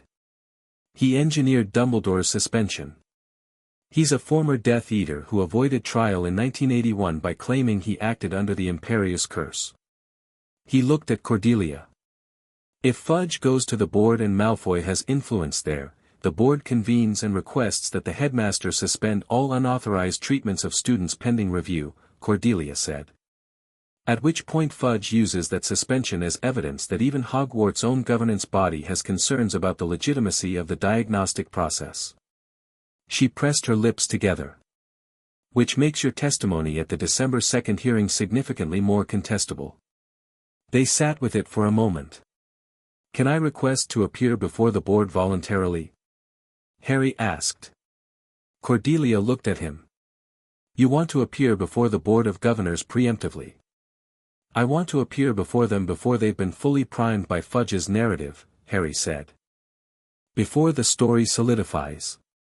If I go to them first, with the diagnostic documentation, with Ogden's professional reports, with the legal case for Sirius, I take away the element of surprise. The board consists of 12 members, Cordelia said. Of varying political affiliation and varying amounts of Fudge's ear. Malfoy is one. But the current chairwoman is Augusta Longbottom. Harry felt something shift. Neville's grandmother. Former Auror. Deeply traditional. Absolutely incorruptible. Cordelia looked thoughtful. She has no particular warmth for Dumbledore, but she has strong opinions about proper procedure and the rule of law. She tapped the table. If you went to her first, not the full board, just her, with the complete picture, she'd convene the board herself, Harry said. On her terms, not Fudge's. Cordelia looked at him for a long moment. Then she looked at Ogden. Ogden was looking at Harry with the expression Harry had seen on him during the sessions, the professional composure barely containing something that was definitely not professional. You know what you remind me of, Ogden said, when I watch you think. My mother, Harry said. Ogden had said as much, in different words. Your mother, Ogden confirmed. who used to come to my ward at St. Mungo's in her 7th year to watch diagnostic procedures because she wanted to understand how core magic worked, and who would stand in the observation room and come to better conclusions than half my qualified healers in the time it took her to watch a 10-minute scan. He picked up his tea. Go see Augusta Longbottom. I'll write to her today, Cordelia said, already making notes. I'll request an urgent meeting. Given the board's relationship to Hogwarts, she'll have grounds to meet with a student at the school without ministry involvement. She looked at Harry. I'll accompany you. Good. Harry stood. What about Fudge's review of Pettigrew's detention? I filed a counter-petition this morning under the Magical Evidence Act. Pettigrew's testimony is protected evidence in an active hearing case. The ministry cannot conduct its own review of a protected witness without Wisengamot approval, which requires, conveniently, a full session that won't convene before December 2nd. She allowed herself a small, precise smile. Fudge's review is legally blocked for the next 2 weeks. Harry exhaled. Good work. I know, she said. He walked back to Hogwarts through the cold Hogsmeade morning, through the one-eyed witch passage, up through the castle corridors that were full of students between classes now. He moved through them with a directness that people stepped aside for without quite knowing why, the specific gravity of someone who is moving with purpose through a space full of people moving at random. He was almost at the Gryffindor common room when Draco Malfoy materialized from a side corridor. Potter, Malfoy said. Harry stopped and looked at him. Malfoy had the expression he usually wore when he was preparing something he'd rehearsed, a studied composure that concealed, to those who bothered to look carefully, something less certain underneath. Harry bothered to look carefully. He was bothering to look carefully at everyone lately. I heard about the Prophet article, Malfoy said. The board's going to be interested. Is that a threat or information? Harry asked, not unpleasantly. Malfoy blinked. He'd clearly been expecting defensiveness, which was the usual currency of their exchanges. My father is on the board, he said. I know, Harry said. He won't be a problem. The certainty of it clearly unsettled Malfoy, who had prepared for several different responses and not this one. You don't know what my father, Draco. Harry looked at him directly, not with the edge their usual interactions had but with something cleaner. Your father is going to arrive at this situation and find it considerably further along than he expected, and he's going to make an assessment about whether fighting it serves his interests. When he makes that assessment, he'll find it doesn't. He paused. That's not a threat either. It's just how this is going to go. Malfoy stared at him. Something moved in his face that Harry recognized as genuine uncertainty, not performed uncertainty, not the uncertainty of someone whose script had run out, but the actual uncertainty of a 15-year-old boy whose primary model of how the world worked was being disrupted in real time. You've changed, Malfoy said, and then looked as though he hadn't intended to say it. Yeah, Harry said. I have. He walked on. He heard Malfoy standing in the corridor for a moment and then moving away, and whatever Malfoy chose to do with that conversation was his own business. Augusta Longbottom came on Friday. She arrived via the flu in McGonagall's office. Cordelia had arranged it through McGonagall rather than Dumbledore, which Harry had suggested and Cordelia had immediately agreed was correct, and she was exactly what Harry had expected from the combination of former Auror, grandmother of Neville, and chairwoman of the Hogwarts board. She was tall and spare with iron-gray hair pinned back with the efficiency of someone who didn't think about their hair because there were more important things to think about, and she wore robes that were expensive without being decorative and an expression that suggested she had heard approximately everything and had opinions about most of it. She shook Cordelia's hand and McGonagall's hand and then she looked at Harry, and Harry looked back, and she said, Mr. Potter, in the voice of someone who always used the correct formal address for everyone because that was simply the appropriate standard. Mrs. Longbottom, Harry said. Thank you for coming. Sit, McGonagall said, because they were in her office, and McGonagall's office had a kind of inbuilt authority that everyone respected. They sat. Harry had organized his materials the way he'd learned to organize arguments since the petition work, not in an order that felt natural to him but in an order that built toward a conclusion someone else could follow. He had Ogden's diagnostic reports. He had the petition and its supporting documentation. He had the timeline of Sirius's detention with Cordelia's annotations. He had the Prophet article with Cordelia's legal analysis of its implications. He laid them out. Cordelia talked for the first 10 minutes, context, legal framework, what was at stake and why. Then she stopped and nodded at Harry. Harry talked for 20. He didn't dramatize it. He didn't make it into a story with himself as a sympathetic protagonist. He'd thought carefully about this, had decided that Augusta Longbottom would respond better to facts presented clearly than to emotional persuasion, and he'd been right based on her face during Cordelia's section. He laid out the diagnostic findings. He explained the significance of each cluster. He presented Pettigrew's confirmed existence and its implications for Sirius's case. He described Fudge's response and what he believed its purpose was. Augusta Longbottom listened with the absolute stillness of a former Auror who had been trained to absorb information without telegraphing her response to it. When Harry finished, she sat for a moment in the particular silence of someone processing rather than preparing to speak. "The Ogden Diagnostics," she said finally. "These are certified. Filed with St. Mungo's medical registry this week," Cordelia said. "The foundational enchantments. Placed by Doria Potternay Black." Her voice was entirely neutral. "You're aware that this implicates the Potter family itself in the initial intervention?" "Yes," Harry said. "And you're proceeding anyway?" "The truth is the truth," Harry said. "I'm not interested in protecting anyone's legacy at the expense of it." Augusta looked at him for another moment. Then she looked at McGonagall, who had been sitting with the expression of someone watching a student they were privately very proud of. "Cornelius contacted me Wednesday," Augusta said. "He suggested the board convene an emergency session to review unauthorized medical treatment at Hogwarts." She set down the papers she'd been reviewing. "He framed it as concern for student welfare.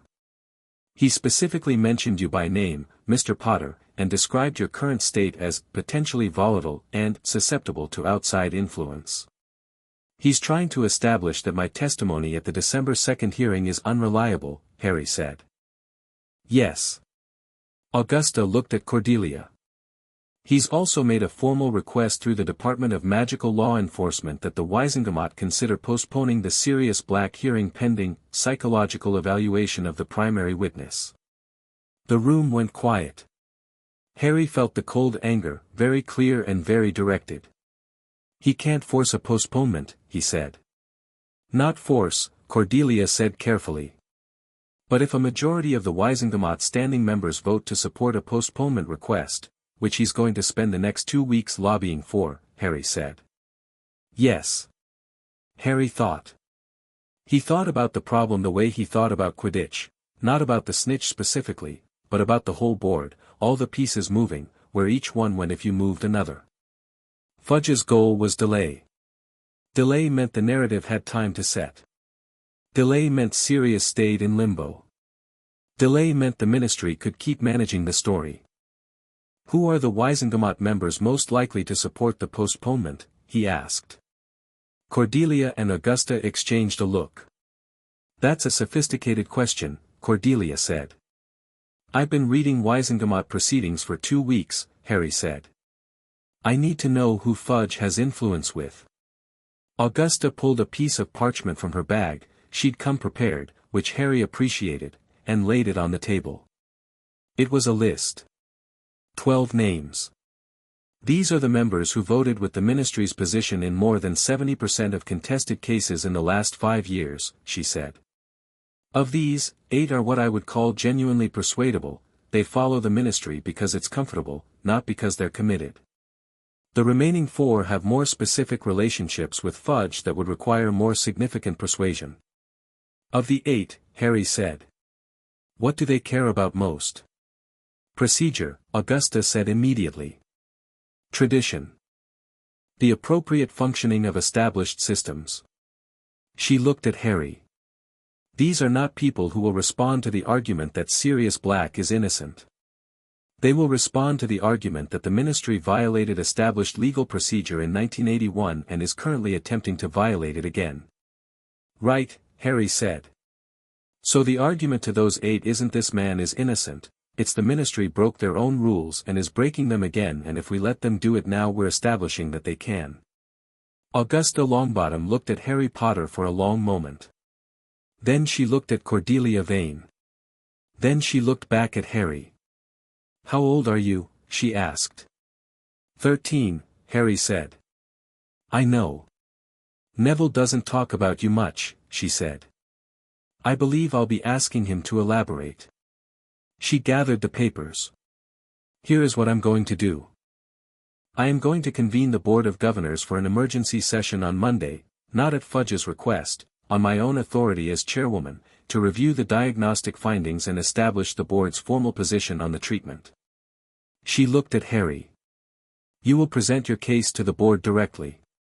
Not Cordelia, not Dumbledore, you. The board responds to evidence and to the person presenting it. If it's a 13-year-old who can present it more clearly than half the adults in this school, then the board needs to see that." "I'll be there," Harry said. "You will also be ready for Lucius Malfoy," she said. "He will attempt to derail the session. He is practiced at it and he is not unintelligent." "I know," Harry said. He thought about Draco in the corridor. "You don't know what my father." He thought about Lucius Malfoy, whom he'd met last year, whom he'd assessed then with 11-year-old eyes as terrifying and now, with a much cleaner perspective, was beginning to assess differently. "He's going to make the case that I'm a danger. That the removal process has made me unstable. That a 13-year-old with unusual and growing magical power is a liability to the school." "Yes," Augusta said. "Good," Harry said.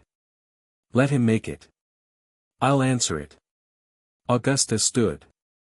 She was tall standing, and she had the particular authority of someone who'd spent a career earning it rather than inheriting it, and she looked at Harry with an expression that was not warm, exactly, but was the kind of direct, unqualified respect that was worth considerably more than warmth. "Your grandmother," she said, "would have been terrified of you." It landed as the compliment she intended it to be. The 5th removal session was Saturday, and Ogden took 11 more. 48 down. 35 remaining, including the foundational 3 that they were holding for last. Harry was beginning to feel the accumulation of it in his magic constantly now, not just during sessions, not just in spellwork, but all the time, a kind of ambient aliveness to his own presence that was still adjusting to itself. He could feel the castle around him when he concentrated, the magic in the walls, the enchantments layered over centuries, the particular thrum of a building that had been inhabited and loved and argued in for 1,000 years. He didn't try to interact with it, he just noticed it, the way you notice background music once you know it's there. During the session, one of the removals sent a wave of something that wasn't grief or anger but something more complicated, the feeling of being very small and being looked at by the woman who would become his mother, the specific quality of that attention, the way it had felt like being completely seen and completely safe, which were feelings that required both their absence and their removal from suppression to understand fully. He lay on the hospital bed afterward and breathed and let it settle. "You're doing very well," Ogden said. He said it the way he said everything, as a fact rather than an encouragement. "The foundational 3, Harry said." "When?" "After the board meeting. After the hearing if possible. I don't want you in a significant adjustment period during high-stakes situations." "Once things are resolved, after the hearing," Harry agreed. "I'll be honest with you about what to expect." Ogden sat forward. "The foundational 3 are Doria Black's work. They were placed at the deepest level of your core architecture. When they come off, your magic will not simply expand, it will reconfigure. The relationship between your intentional casting and your ambient power will fundamentally change." He paused. "It will be extraordinary. It will also be, for perhaps 24 to 48 hours, somewhat overwhelming." "Somewhat overwhelming," Harry repeated. "Your concept of somewhat and mine may differ," Ogden said dryly. Plan to spend those 48 hours somewhere safe and quiet. Not alone, with people you trust. Because what comes through when the deepest suppressions release won't be memories or emotions specifically. It will be, you. The full version. And meeting yourself for the first time is not always gentle. Harry thought about it. Sirius, he said. I want him there. Ogden nodded. After the hearing, he said. If the hearing goes as it should, Sirius will be a free man. You can sit with your godfather in whatever room you like and not worry about Dementors or ministry warrants. Right, Harry said. Good. Let's make sure the hearing goes as it should. The Board of Governors met on Monday in the school's formal meeting hall, a room Harry had never been in before, which was accessed through a door behind a tapestry on the third floor and which had the atmosphere of a space that had once been used for very serious things and hadn't forgotten it. Long table. 12 chairs. High windows. No portraits. Harry arrived with Cordelia, who had her briefcase and her expression. Dumbledore arrived separately and sat apart from them at one end, which was the right choice. Dumbledore's presence as a supporting character rather than the central one was strategically correct, and Harry was glad he'd read the situation. The board members arrived in ones and twos. Harry had read all 12 of their names from Augusta's list. He'd done research on each of them over the weekend with Hermione, who'd produced biographical summaries with the focused efficiency of someone who'd found a genuinely useful thing to do. He knew their voting records, their professional histories, their publicly stated positions on ministry oversight of Hogwarts, their family connections. Knowledge was useful. Knowledge was the difference between walking into a room and walking into it ready. Lucius Malfoy arrived last. He walked in with the unhurried confidence of someone who had been in positions of authority for long enough that rooms organized themselves around his arrival automatically. He was exactly as Harry remembered. Tall, immaculate, pale as expensive marble, and he looked at Harry when he entered with an expression that was professionally blank over something much more alert. Harry met his eyes and nodded once, politely, and looked away. Malfoy sat down. Harry watched him recalibrate in his peripheral vision. Augusta Longbottom called the session to order with the brisk authority of someone who treated every meeting like a briefing. She summarized the purpose: to review the documented medical treatment of a current Hogwarts student and establish the board's position on its legitimacy, and then she looked at Harry and said, "Mr. Potter." Harry stood. He dressed carefully, not in his school robes but in his better clothes, the ones Hermione had essentially forced him to acquire at the start of term on the basis that having clothes that fit was a reasonable minimum standard. He stood and he looked at the 12 faces looking at him, and he felt the cold, organized clarity of his thinking, and he began. He went through it efficiently. The diagnostic findings. Ogden's professional certification of the process.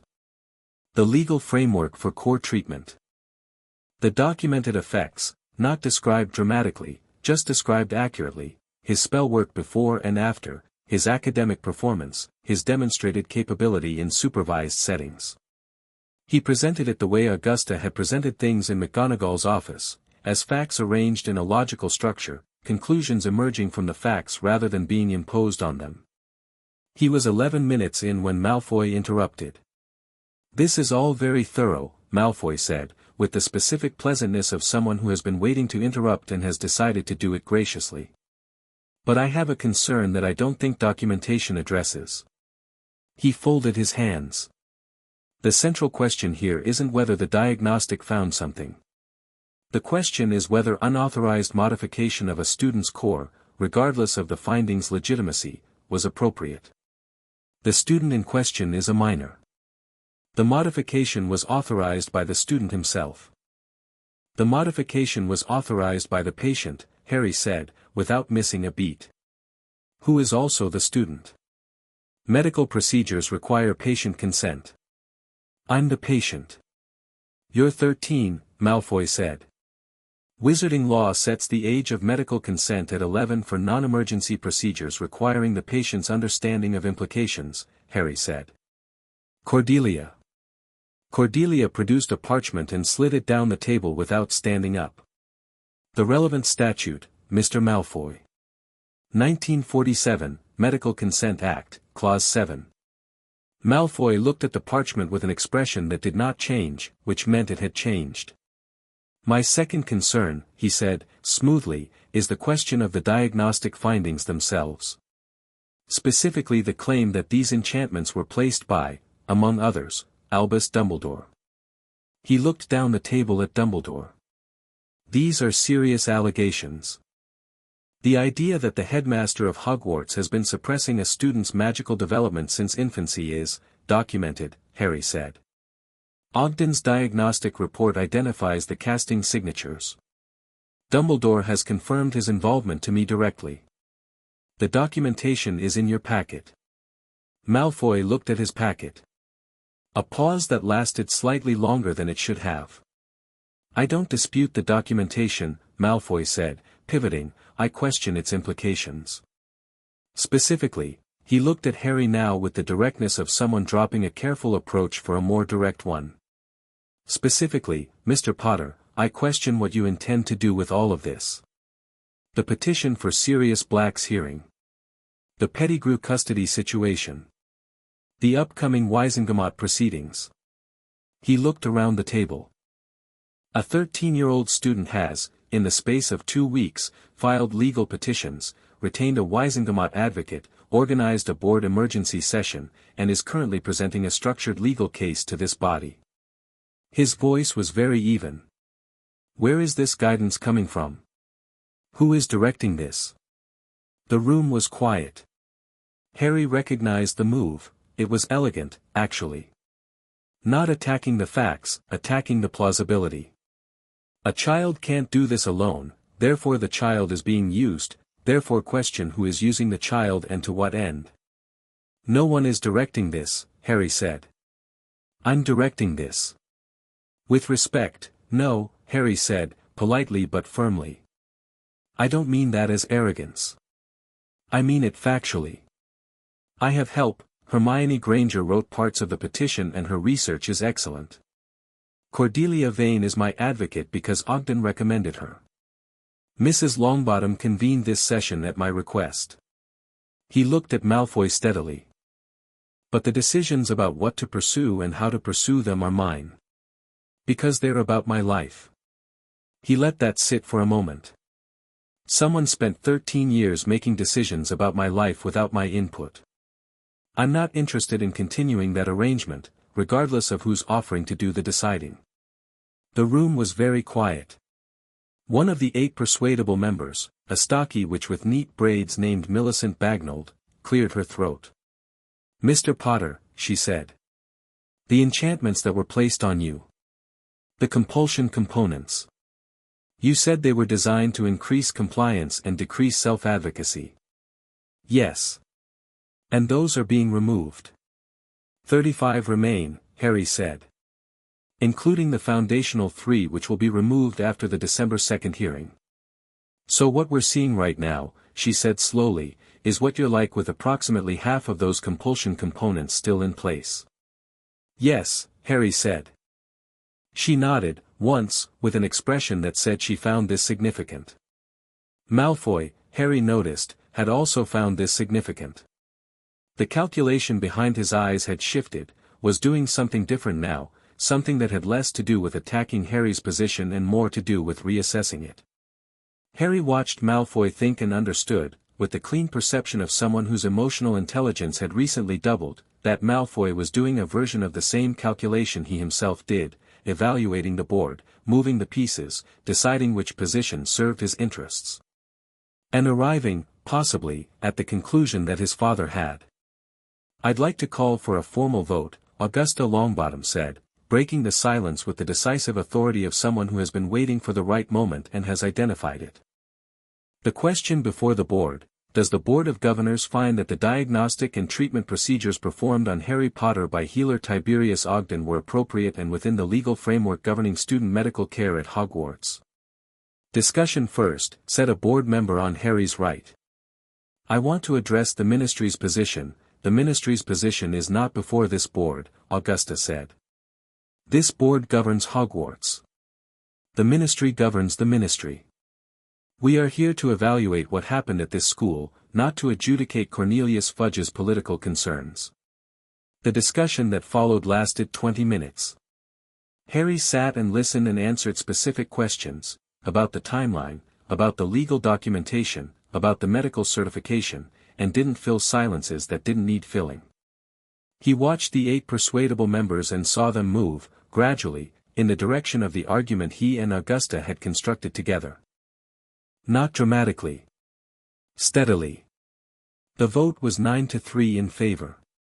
3 against, Malfoy, and 2 others whose relationship with Fudge was apparently deeper than procedure. 9-4, everyone else, including, notably, 2 members Harry had not expected, conservative old family members who had sat through the presentation with their faces closed and then voted in Harry's favor with the precise deliberateness of people making a point. Augusta Longbottom signed the board's formal position statement with a pen that moved quickly and surely. The board finds that the treatment was appropriate and legal, she said, for the record. And the board formally requests that the Ministry of Magic refrain from interfering with ongoing medical treatment of Hogwarts students without this board's prior review. She looked at Malfoy. That applies equally to all members of this board, Mr. Malfoy, regardless of their personal relationships with the minister's office. Malfoy looked at her. He looked at Harry. He stood, collected his papers, and walked out without another word, and Harry watched him go and noted that the departure was too clean to be simply defeat. Malfoy was reorganizing. Filing this away and reconsidering his position. That was fine. A Malfoy who was reconsidering was better than a Malfoy who was actively fighting. Harry found Neville in the library that afternoon. Neville was working on herbology with the specific focused pleasure of someone doing something they were good at in a subject they loved, and he looked up when Harry sat across from him with the slightly wary expression that meant he'd heard something.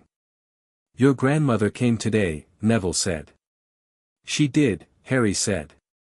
"She was very impressive." Neville made a face that was complicated, the face of someone whose grandmother is absolutely terrifying and absolutely beloved in equal measure. "She wrote to me last night," he said.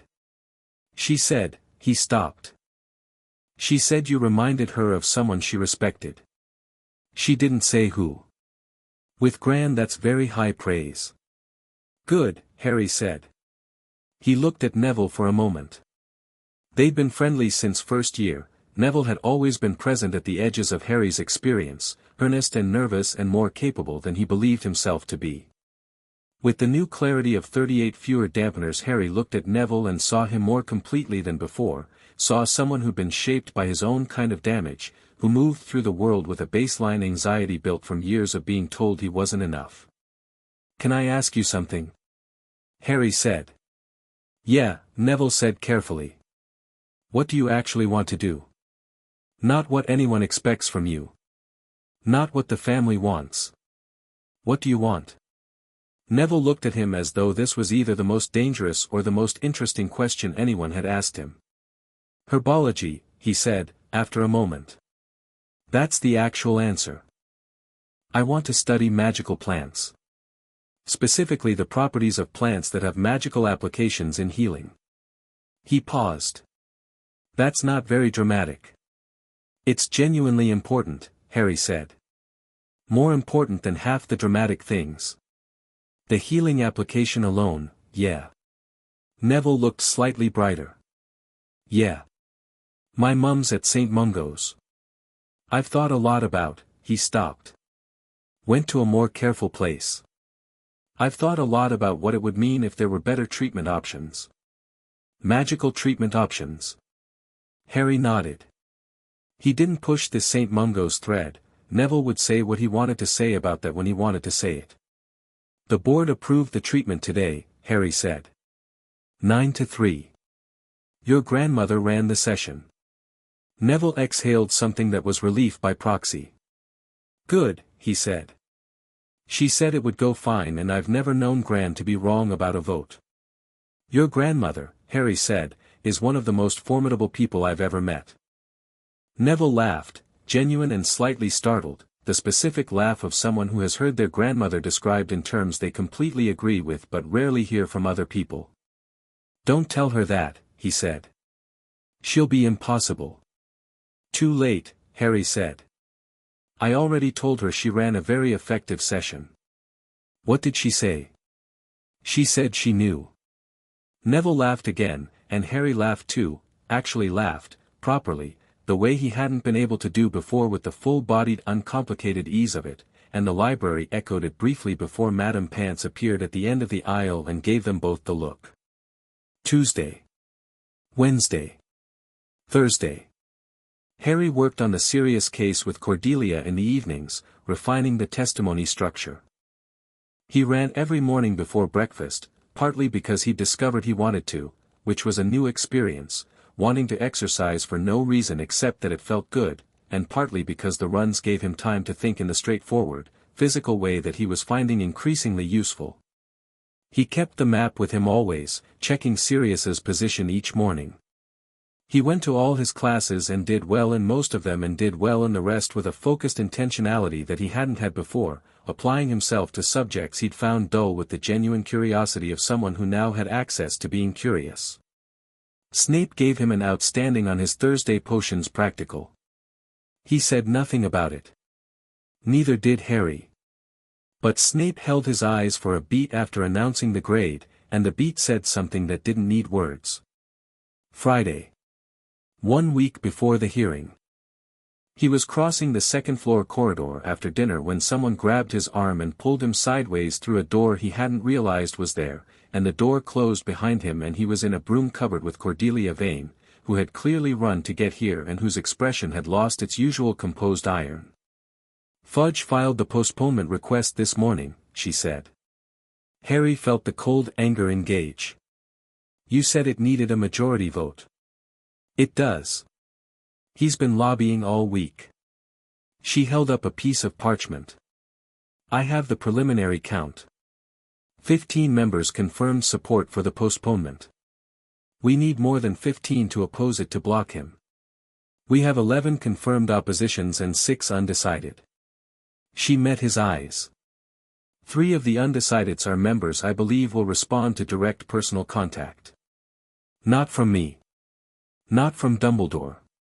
She looked at him steadily. From you. Harry looked at the parchment. 3 names. He knew 2 of them from his research, voting records, professional backgrounds, the kinds of arguments that moved them. The third was less familiar. Can you set up the meetings? One is tonight if you're willing. He's in London, I have a flu connection arranged.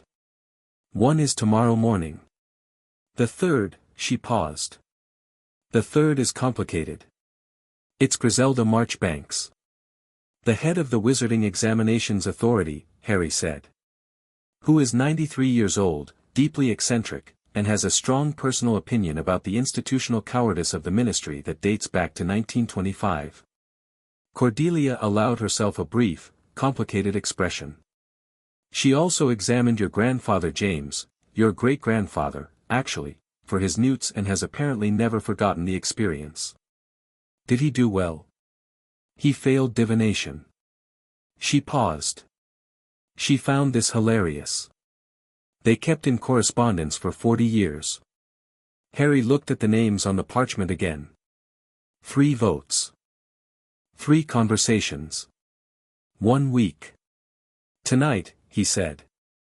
Who's tonight? He went through the flue at 9:30 from Cordelia's temporary office in Hogsmeade, wearing his better clothes again, with the petition and the board's formal position statement and Ogden's certified reports all organized in a leather folder Cordelia had lent him. The Wisingamot member tonight was a man named Edgar Brunt, retired, 70s, former Department of International Magical Cooperation.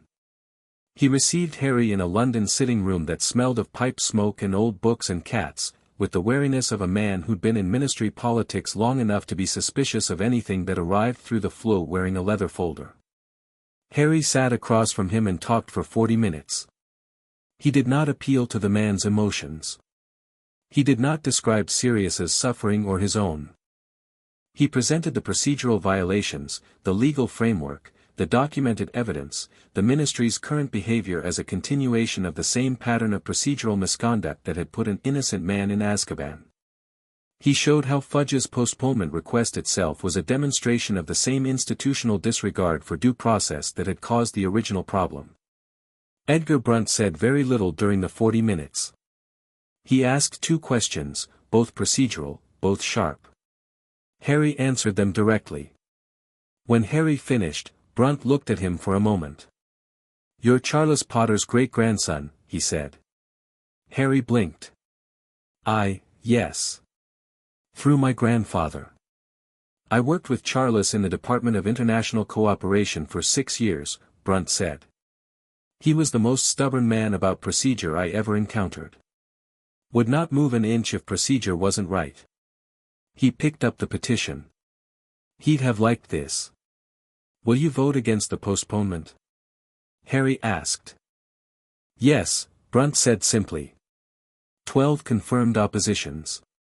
The meeting with the second member, a Wisengamot clerk named Ambrose Flint who had no connection to the Slytherin Flints and had apparently spent his career being annoyed about people asking, happened Saturday morning and was shorter, drier, and resolved with a handshake and a confirmed vote after Harry answered 2 very specific questions about the evidentiary chain of custody for Pettigrew's confession.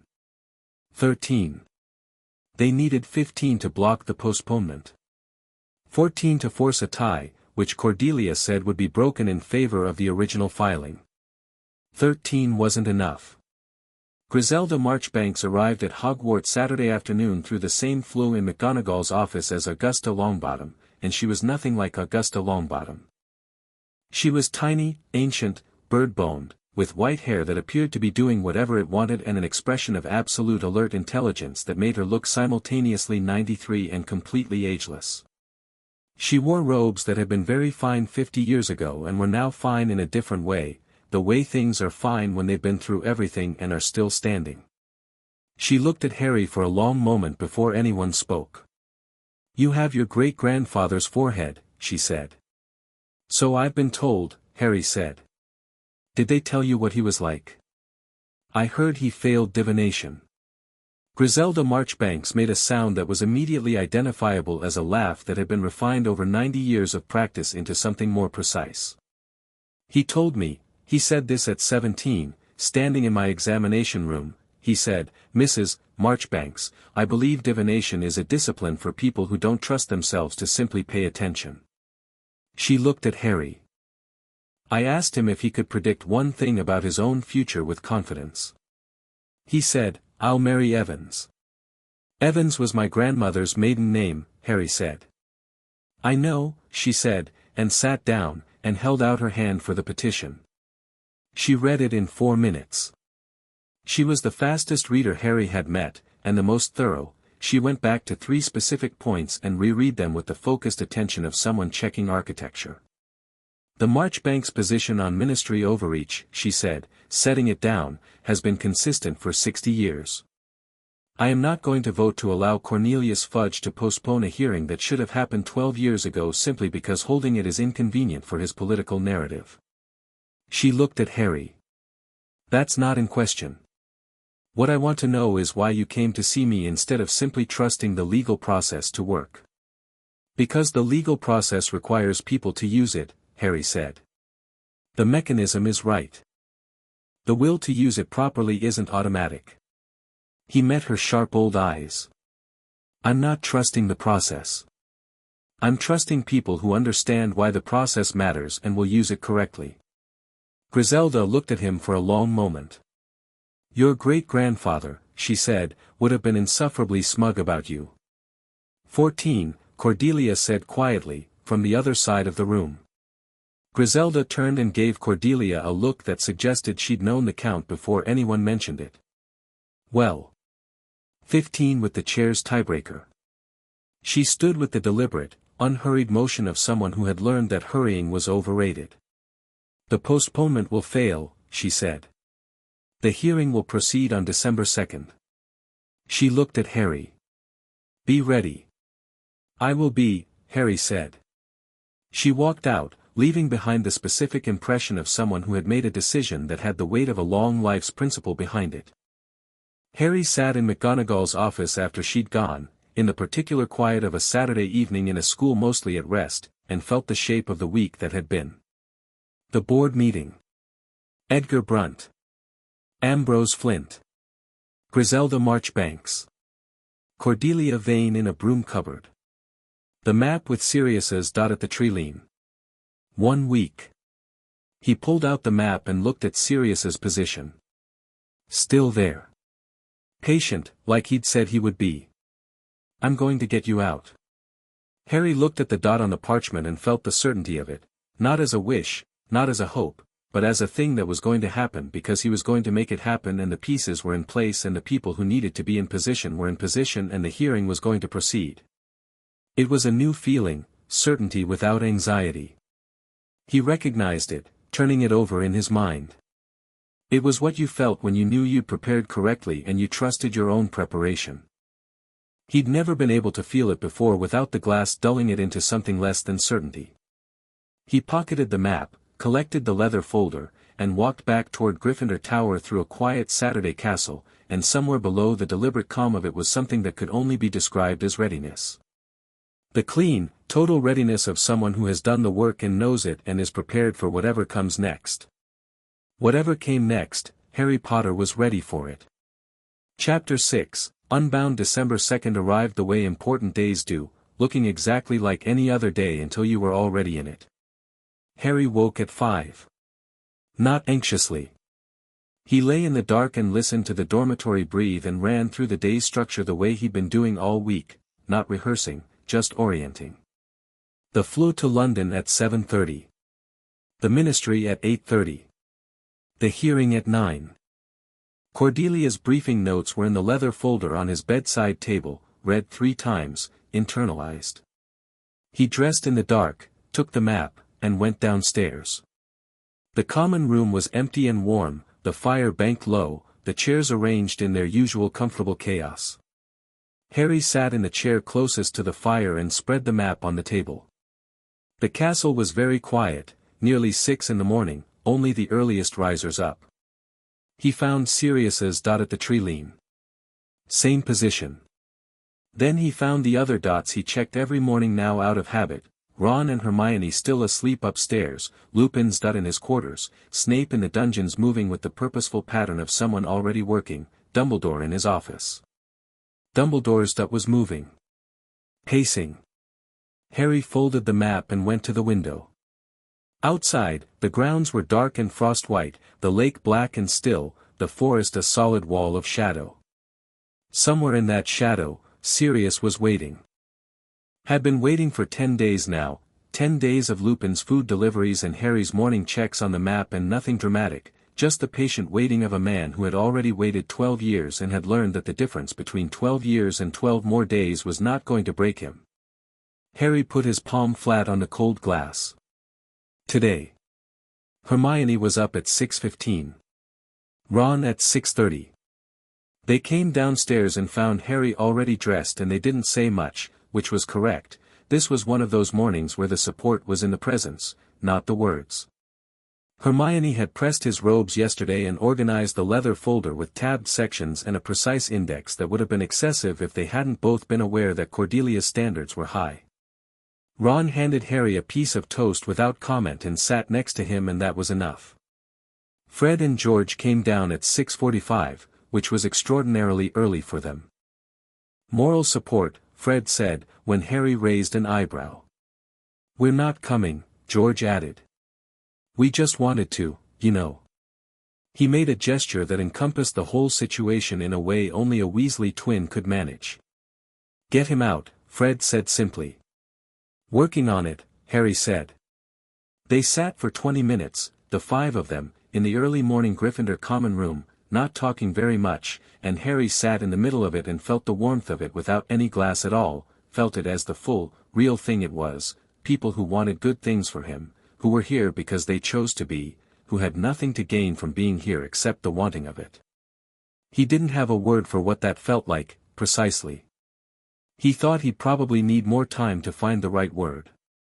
But he felt it, completely, and let himself feel it, and that was the point. At 7:15 he picked up the folder and stood. Right, he said. Ron stood. Hermione stood. Fred and George stood, and Fred handed Harry a small object, a sneakoscope, the kind that spins when someone untrustworthy is nearby. Just in case, Fred said. Ministry's full of them. Harry pocketed it. Thanks. He walked out of Gryffindor Tower into a castle that was beginning to wake up, and he walked with the directness of someone who had somewhere important to be and was entirely at home in themselves while going there. The Ministry of Magic at 8:30 on a Tuesday morning was a specific kind of organized chaos, the organized chaos of a bureaucracy at full operational tempo, hundreds of witches and wizards flowing through the atrium in the blue-green light of the enchanted ceiling, past the fountain of magical brethren with its golden figures catching the light, everyone moving with the purposeful speed of people who had somewhere to be that was slightly more important than wherever they were now. Harry stepped out of the green fire and straightened his robes and stood for a moment in the middle of the atrium flow. Cordelia was waiting by the fountain. She looked at him with the assessing efficiency that had replaced pleasantries in their relationship about 4 days ago, which Harry found entirely acceptable. Ready? Yes. Good. We're meeting Sirius before the hearing. He was transferred from the forest to the Ministry's waiting facility last night under the Wisengamot's authority, which Fudge cannot countermand. Lupin accompanied him. She was already moving.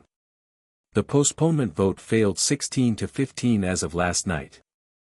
The hearing proceeds. Harry kept pace with her through the atrium. 16. Edgar Brunt convinced a colleague at the last minute, she said. Apparently they had dinner on Sunday and Brunt was persuasive. Good man, Edgar Brunt, Harry said. He said the same about you. They took the lift to level 2. The Department of Magical Law Enforcement was already busy, Aurors moving in and out, administrative staff carrying things with the rushed focus of a department that had known this hearing was coming for 2 weeks and had been preparing with the mixed feelings of an institution about to have its own past behavior examined in public. Cordelia led him through a corridor to a waiting room that was nicer than the rest of the department. This was where witnesses were held before full Wisengamot sessions, and someone had made the effort to put a window in it, which showed a view of a placid countryside that Harry suspected was enchanted but appreciated anyway. Sirius was sitting by the window. He looked better than he had at the Trilene. Someone, Lupin, almost certainly, had found him proper robes, and he'd clearly been given access to a bath and a meal or several, and the 10 days of Lupin's food deliveries had put some weight back on the stark lines of his face. He was still hollow in the way that Azkaban left a person hollow. That wasn't something 10 days fixed, but he looked present in a way that mattered. Alert. Here. Lupin was standing at the wall. He looked like he hadn't slept. Sirius stood when Harry came in, and they looked at each other in the better light of an indoor space, and Harry saw again the man from the wedding photo, the best man, the one with the wide grin, sitting underneath the wear of 12 years, still intact. Morning, Harry said. Morning, Sirius said. His voice was still rough but less so than at the Trilene. How are you? Ready, Harry said.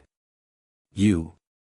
Sirius made a face that was familiar in the way that some expressions are familiar when you share them with someone. Ready, he said. Mostly. He looked at Harry with those pale gray eyes. You don't have to, this doesn't have to be about you, Harry. Cordelia can present the, I'm presenting, Harry said. I'm the primary witness. My testimony about the diagnostic and what it found is the evidentiary foundation for everything else. He looked at Sirius steadily. And I want to be there. I want to say it in front of all of them.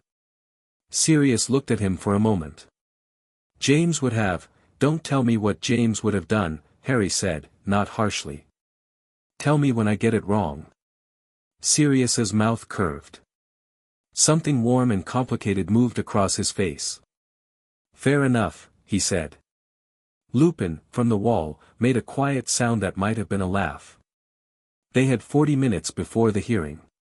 Cordelia ran through the structure one more time: opening statement, primary testimony, evidentiary presentation, Pettigrew's pensive recorded confession, which had been extracted the previous Thursday by a Wisengamot-appointed examiner in the presence of both Cordelia and a St. Mungo's healer, and which was documented in a format that was legally unalterable. The serious testimony. Closing argument. Questions will come from the Wisengamot members, Cordelia said. Some will be friendly.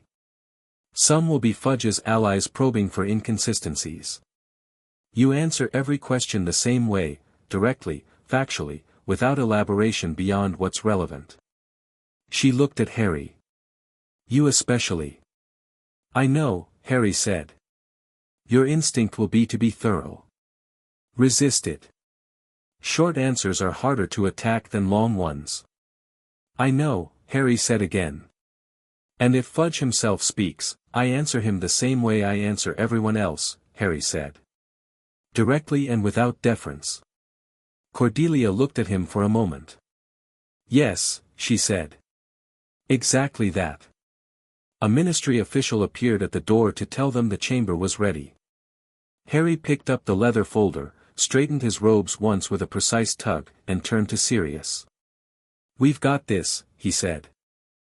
Sirius, who had survived Azkaban for 12 years on the single conviction that he hadn't done what they said he'd done, who had come back to himself through a decade of cold and dark and Dementor Grey, who was standing in a ministry waiting room about to walk into a chamber where the people who'd put him there were going to have to face what they'd done, looked at Harry with those pale eyes and said, very quietly, yeah. We have. The Wisengamot chamber was the full version. Harry had read about it, circular, tiered, the 50 seats arranged in their horseshoe pattern around the central floor, the high ceiling with its enchanted lighting that kept the space equally bright at all times regardless of the hour, as though the architecture itself was saying that justice required no shadows. He'd read about it, but reading was not the same as standing on the central floor and looking up at 50 witches and wizards in plum-colored robes looking back down at him. He stood it for a moment, looked back at them, and thought, good. Fudge was in the elevated central seat, the minister's observation position, not a judicial seat, which meant he had no formal authority over the proceedings. He was watching Harry with the expression of a man who had tried several things and found none of them working and was now in the uncomfortable position of having to watch something happen that he'd failed to prevent. The chief warlock called the session to order. He was a tall, thin man named Aldous Wright who had the specific bearing of someone who'd presided over significant proceedings before and intended to do so again and found this one neither more nor less remarkable than any other. He read the case. He read the procedural background. He noted the relevant evidence and the legal framework. Then he looked at Harry. Mr. Potter. You are the primary witness in this matter. Please proceed. Harry stepped forward. He was 13 years old, standing in the Wisengamot chamber with 50 members watching him and the Minister of Magic in the observation seat and Sirius Black sitting to his left and Cordelia Vane to his right and the leather folder open in his hands. He began to speak. He started with the diagnostic. He described it precisely, what Madame Pomfrey found, what Healer Ogden confirmed, what the 83 enchantments were and what they did. He described the removal process in the terms Ogden used, which were medical and professional and carried no emotional weight apart from what the facts themselves carried. He did not describe how it had felt. He described what it found. Then he described Pettigrew. He laid it out in order, the diagnostic finding of the November 1981 cluster. The casting signature profile. The Marauder's Animagus secret. The 12 years of Scabbers. The reverse Animagus test in Snape's office. The confirmed identity. He cited each piece of documentation as he went, Ogden's report, Snape's signed testimony, the pensive examination record.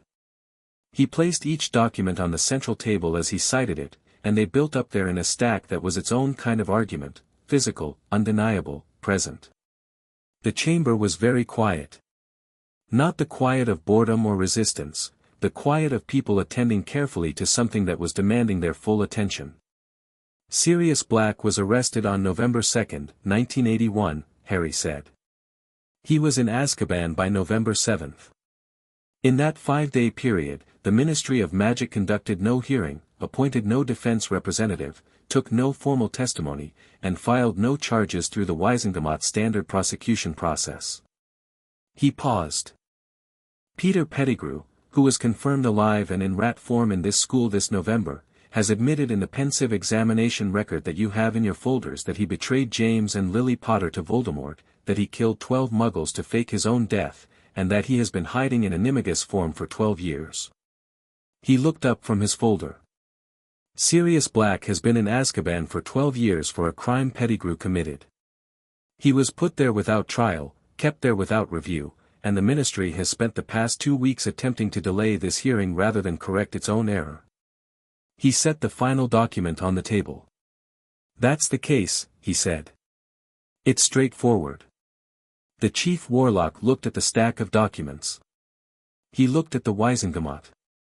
Questions from members, he said. 3 of Fudge's allies asked questions. They were probing questions, about the reliability of the diagnostic, about the chain of custody for the Pettigrew evidence, about Harry's age and credibility. Harry answered each one directly and briefly. He didn't elaborate beyond the answer. He didn't get defensive. He looked at each questioner with the same calm attention and gave them the same quality of answer, factual, grounded, unrattled. The sneakoscope in his pocket spun 3 times during the questioning, which he found clarifying. Then Griselda Marchbanks asked a question. Mr. Potter, she said, from her seat in the second tier, in the crisp voice of someone who'd been asking exam questions for 60 years and knew the difference between one that had a right answer and one that revealed something true. In your view, what is the primary lesson of this case for the Ministry of Magic? Harry looked at her. He felt Fudge's weight in the observation seat to his right. He felt the 50 members looking at him. That unchecked institutional power is a danger to the people it's supposed to serve, Harry said. Sirius Black was imprisoned without trial because the Ministry decided it was convenient to skip the process. I was subjected to 17 years of unauthorized magical interference because the people responsible decided it was convenient to manage me rather than acknowledge my rights. In both cases, the word used to justify it was protection. He paused. Convenience dressed as protection is how institutions harm the people they claim to be helping. The lesson is to check the process, not waive it. Especially when waiving it is convenient. Griselda Marchbanks nodded once, with the expression of someone hearing something they already knew but finding it well stated. The chamber was quiet. Then Edgar Brunt, from the 7th row, said, I've heard enough. Call the vote. The vote was 41-9. 41 members of the Wisengamot voted to exonerate Sirius Orion Black of all charges, to formally acknowledge the Ministry's procedural failure in 1981, and to order his immediate release with full restoration of his legal rights and status. 9 voted against. Fudge, in the observation seat, said nothing. He sat with the specific stillness of a man recalibrating what he could salvage from a situation that had not gone as planned, and Harry watched him from the central floor and recognized the calculation in it, not defeat, exactly, because men like Fudge did not concede defeat, they just shifted the terrain. What Fudge was thinking about now was what the story became from here and how he managed it. That was fine. Harry was not particularly concerned about Fudge's story. The Chief Warlock read the formal exoneration into the record. He read it in the full official language, every clause and procedural element, and Harry stood on the central floor and listened to every word of it because every word of it mattered. Sirius was sitting to his left. Harry didn't look at him during the reading. He listened. But when the Chief Warlock finished, Harry turned, and Sirius's face was something he would never be able to fully describe, not because the expression was complicated but because it was simple in the way that things are simple when they've been waited for long enough that the waiting has become part of the person. Relief. Pure, enormous, 12 years in the making relief, and underneath it something that was not quite joy yet but was the beginning of the path toward it. Harry reached over and gripped his godfather's arm once, firmly, the way you hold on to something real. Sirius put his hand over Harry's and held it there for a moment. Then Cordelia was moving, gathering documents, speaking to the chief warlock about the procedural next steps, the formal paperwork that translated a Wisengamot vote into actual freedom in the world. Lupin appeared from somewhere. He'd been in the observation gallery. Harry hadn't seen him, and he and Sirius looked at each other, and Sirius stood and Lupin crossed the floor, and they gripped each other's arms in the same way Harry had gripped Sirius's, two people who had lost 12 years and were standing in the first minute of whatever came after. Harry stepped back and let them have the moment, because it was theirs. He felt Fudge's eyes on him from across the chamber. He turned and looked at the Minister of Magic directly, not aggressively, not triumphantly. Just looked. The way you look at someone when you want them to understand that you've seen them clearly. Fudge looked away first. They came back to Hogwarts at 3 in the afternoon. Sirius came with them, formally, legally, with papers signed by the chief warlock and filed with the Ministry's records office, a free man for the first time in 12 years, standing in the Hogwarts entrance hall with Lupin on one side and Harry on the other and Hermione and Ron slightly behind them, with the particular expression of people who had put significant work into making something happen and were now watching it be real. Dumbledore met them in the entrance hall. He stood at the foot of the marble staircase and he looked at Sirius, and Sirius looked at him, and the conversation that didn't happen in the air between them was enormous and old and would take a long time to have properly. But what happened instead, in the hall, was that Dumbledore said, "Sirius," and Sirius said, "Albus," and they stood there with 12 years of complicated history between them, and both of them knowing that the history required more than a greeting to address. "There's a room prepared," Dumbledore said. "Adjacent to the hospital wing, if you'd like to stay tonight. Poppy will want to assess you properly." Sirius looked at Harry. Harry nodded once. "Tonight," he said. "We've got something to do tonight." Dumbledore looked at Harry with those complicated blue eyes. "The foundational 3, he said. "Tonight," Harry confirmed. Ogden said after the hearing. Today was the hearing. Dumbledore was quiet for a moment. "I'll be available," he said. "If you want me there." "I want you there," Harry said. Because he did. Not as a figure of authority, not as someone whose permission he needed, but as the person who knew the most about the history of what had been done, and who was going to bear witness to the undoing of it. "I want you to see it." Something moved in Dumbledore's face. "Yes," he said. "All right." Ogden arrived at 7. He came from Hogsmeade with his case and his compass and the 10 stones and the look of a man who had been anticipating this session since the first day and was bringing the full weight of his preparation to it.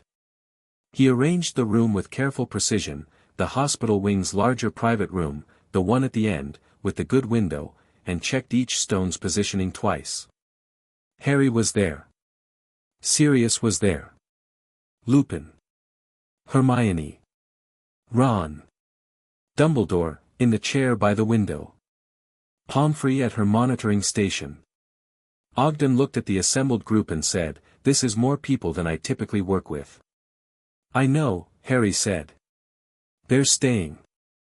Ogden looked at Harry for a moment, then at each person in the room, and then he nodded once. "All right." He turned to Harry. "Sit." Harry sat on the bed.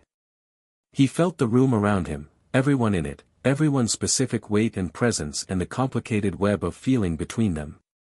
Sirius's exhausted, new free warmth. Lupin's steady relief. Hermione's precise, focused care. Ron's solid, uncomplicated loyalty. Dumbledore's weighted silence, the silence of someone who had come to see something through to the end and was prepared to bear what that required. "The foundational 3, Ogden said, sitting in his chair, compass out. "I want to explain again what to expect." "You explained already," Harry said. "I'm explaining again because this is the real one." Ogden's voice was level and unhurried. "What happens when these 3 release is not incremental. It's structural. Your entire core reconfigures around the absence of the suppression that's been there since before you could speak." He met Harry's eyes. "Your magic is going to do things. The room is going to respond. I need everyone to stay in position and not interfere, not with Harry, not with anything that happens in the room. Poppy is monitoring. If something medically concerning occurs, Poppy acts. Otherwise, he looked at the group. Everyone stay still and let it happen. He looked at Harry. Your mother's magic, he said quietly. It's been compressed by these three since the beginning. When they come off, everything she built into your core is going to be fully present for the first time since she placed it. He paused. Are you ready? Harry looked at his hands. The warmth that had been building in them for 3 weeks, the gradual accumulation of 48 removals, was steady now, a constant gentle heat that he'd gotten used to the way you get used to the weight of something you carry long enough. He thought about his mother's voice in the 7th removal, weeks ago. The way it had said his name. The way it had meant you're perfect and I love you and nothing will hurt you in the way only a mother's voice could mean those things. He thought about her magic in his core, integrated and waiting, the load-bearing love that had stopped a killing curse and had been under compression ever since. Yes, he said. Ogden lit the stones. The first foundational one released and the room breathed in. Not metaphorically, the room breathed, the air moved, the enchanted lights in Pomfrey's monitoring instruments all swung to their maximum registers simultaneously. Harry felt it as an expansion rather than a release, less like a thread pulling free and more like a wall coming down, and behind the wall was a space he hadn't known was there, a deep interior space full of warmth and light. He heard his mother's voice. Not a memory.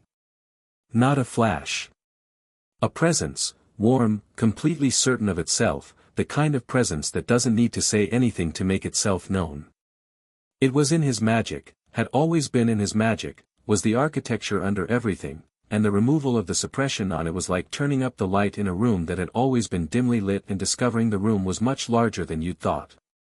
His hands blazed gold. Sirius, across the room, made a sound. Stay, Ogden said firmly. Not to Sirius specifically, to everyone. Stay still. This is right. The second foundational one.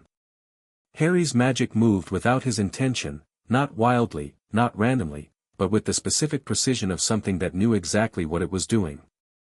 The window opened. Not violently, quietly, with purpose, as though the room needed air. The monitoring instruments chimed in a sequence that Pomfrey was watching with her hand over her mouth. The stones around Harry's bed pulsed in rhythm, golden light cycling through them in a wave that went around and around. And Harry felt himself. Not emotions now, not memories, himself, the full version, the one that had been compressed and muffled and managed since before he could walk. It wasn't frightening. Ogden had said meeting yourself for the first time is not always gentle, and Ogden had been precise about many things, but this was gentler than Harry expected, because the self he was meeting wasn't a stranger. It was just him, more of him, the parts of him that had been sitting quietly behind walls waiting for the walls to come down and having waited very patiently and being entirely ready to simply be there when they did. He was 13 years old. He had green eyes that people said were his mother's eyes. He had his father's hair. He had his mother's magic woven through his core like load-bearing beams and his own magic built around it, vast and warm and organized and entirely his. He had survived things that should have broken him and hadn't broken him, partly because he was stubborn and partly because the love that had been in his core all along was structural, holding things up even when everything else was being managed and suppressed. He was Harry Potter. He had always been Harry Potter. He was just, all of it, now. All of himself, present and unfiltered. The third foundational one released. The room went completely still and then completely bright, not the monitoring instruments this time, not the stones, but the room itself, the walls and ceiling and floor lit with the steady golden white light of something enormous and warm settling into its proper place. It lasted 6 seconds. Then it faded to the normal lamplight of the hospital wing. Every stone in Ogden's circle had gone dark. Ogden was looking at his compass.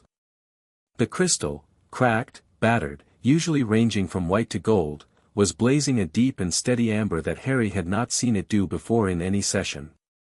"Tib," Pomfrey said, from her station. "I see it," Ogden said.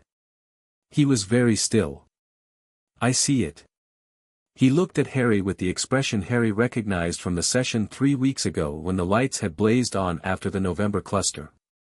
Except more. The same expression, more completely itself. Harry, he said. How do you feel? Harry looked at his hands. The warmth was different now, not the gradual building of removed dampeners, but something settled and constant and deep. Like warmth from something structural rather than from applied heat. Built in. Always there. Finally unobstructed. Like myself, he said. It was the simplest thing he'd said in 3 weeks and the truest. Ogden set down the compass. He sat back. He looked at the dark stones in their circle and then at Harry and then at the amber-blazing crystal and then he did something Harry hadn't seen him do before, he laughed. Brief, genuine, the laugh of a man who has seen something extraordinary in a long career full of extraordinary things and found it still had the capacity to surprise him. Yes, Ogden said. Good. That's exactly right. The room slowly reorganized itself. Pomfrey moved through her assessment with the efficiency of someone who was also trying very hard not to cry and was largely succeeding. Ron sat with his arms on his knees and the expression of someone who has watched something that was both overwhelming and completely correct and has no words adequate for it. Hermione had her hand over her mouth and her eyes were wet and she didn't try to hide either. Sirius crossed the room. He stood in front of Harry and looked at him with those pale gray eyes and didn't say anything for a moment, just looked, with the full attention of someone who was looking at a person they loved and seeing them completely for the first time. She's here, Sirius said. Very quiet. Yeah, Harry said. She is. Sirius reached out and put his hand on Harry's head, the specific gesture of someone much taller putting their hand on the head of someone much shorter, the gesture of someone who'd known Harry when Harry was small enough to be held in one arm. It lasted a second. Then he dropped his hand and cleared his throat in the way people do when they've been moved by something and want to acknowledge it without making a performance of it. James is in there too, Sirius said. The way you looked at right when he was reading the exoneration. Completely still, taking it in, not missing a word. He made a face that was complicated and fond. James used to listen like that when something mattered. Like it was the only thing in the room. Good, Harry said. Lupin, who had been leaning against the wall with the expression of someone living inside a feeling that was too large to wear on the outside, said, What happens now? You're staying here, Harry said. Not to Lupin specifically, to the room. At Hogwarts. Both of you. He looked at Sirius. You're a free man. Dumbledore will sort a room. I had rather intended to offer Sirius the defense position, Dumbledore said, from his chair by the window. Lupin's head turned. Remus has done extraordinary work this year, Dumbledore continued, and his voice had the careful, genuine quality of someone who had spent a week deciding to say true things directly and was still practicing. I would want him to continue if he wished to. But an additional post, specialist instruction, private tutoring, I'll think about it, Sirius said, looking at Lupin, and Lupin looked back, and the 12 years between them and what was going to be built in place of them was visible in the space between their eyes. Harry turned to Dumbledore. The room was busy around them, Pomfrey finishing her assessment, Ron and Hermione talking quietly, Ogden packing his case with the deliberate care of a man whose work was done and who was feeling the completion of it. Harry walked to the window where Dumbledore sat and sat on the windowsill across from him, and they looked at each other in the lamplight. I have more questions, Harry said. I'll always have more questions. I know, Dumbledore said. I'll always answer them. That's not a guarantee of good answers, Harry said. No, Dumbledore agreed. It's a guarantee of honest ones. He looked at Harry, really looked, with those old complicated eyes, and there was something in them that was not the careful management Harry had been looking at since third year began. I have watched you do more in 3 weeks than I thought possible. And I have spent a great deal of time this week with the understanding that none of what you did required my guidance. It required my absence from your path. I wouldn't put it that way, Harry said. I would, Dumbledore said. And I think honesty requires me to. Harry looked at him. I'm not dismissing you, he said carefully. You know things I need to know. You have history I don't have access to. And he paused. You're going to keep making decisions that affect me. That's the situation. I can't change the situation. He met Dumbledore's eyes. What I can change is whether those decisions get made with my knowledge and input or around them. Yes, Dumbledore said. That is what changes. Good, Harry said. Then we can work with that. He stood. Outside the window, the Hogwarts grounds were dark and cold and still, the lake a black mirror, the forest a solid presence, the stars very bright and very clear. From here he couldn't see the tree lane where Sirius had stood for 10 days. He could see the whole scope of the grounds, the school, the wards, the borders of it, the world beyond. He thought about the Quidditch match 3 weeks ago. 60 feet up, hands loose on his broomstick, before the Dementors came. He'd been half asleep in himself, moving through a life someone else had designed, brave but muffled, capable but contained. He thought about the stag that had come out of his wand in the common room corner. About Edgar Brunt's sitting room. About Griselda Marchbanks saying your great-grandfather would have been insufferably smug about you. About Sirius's pale grey eyes at the tree lane. About Lupin in his office saying just let me answer that properly. About Ron signing the petition without hesitating. About Hermione in the kitchen saying obviously. He thought about his mother's voice. He thought about the amber light in Ogden's compass. He put his hand flat on the cold window glass and felt the castle under his feet, the stone of it, the magic layered through it, the enormous accumulated presence of 1,000 years of people living and learning and fighting and loving inside these walls, and he felt his own magic reach out and touch it, a greeting, a recognition, the way two substantial things acknowledge each other when they're finally in proper contact. The castle, very quietly, hummed back. Harry smiled at the dark grounds. It was a small smile, not triumphant, not performed.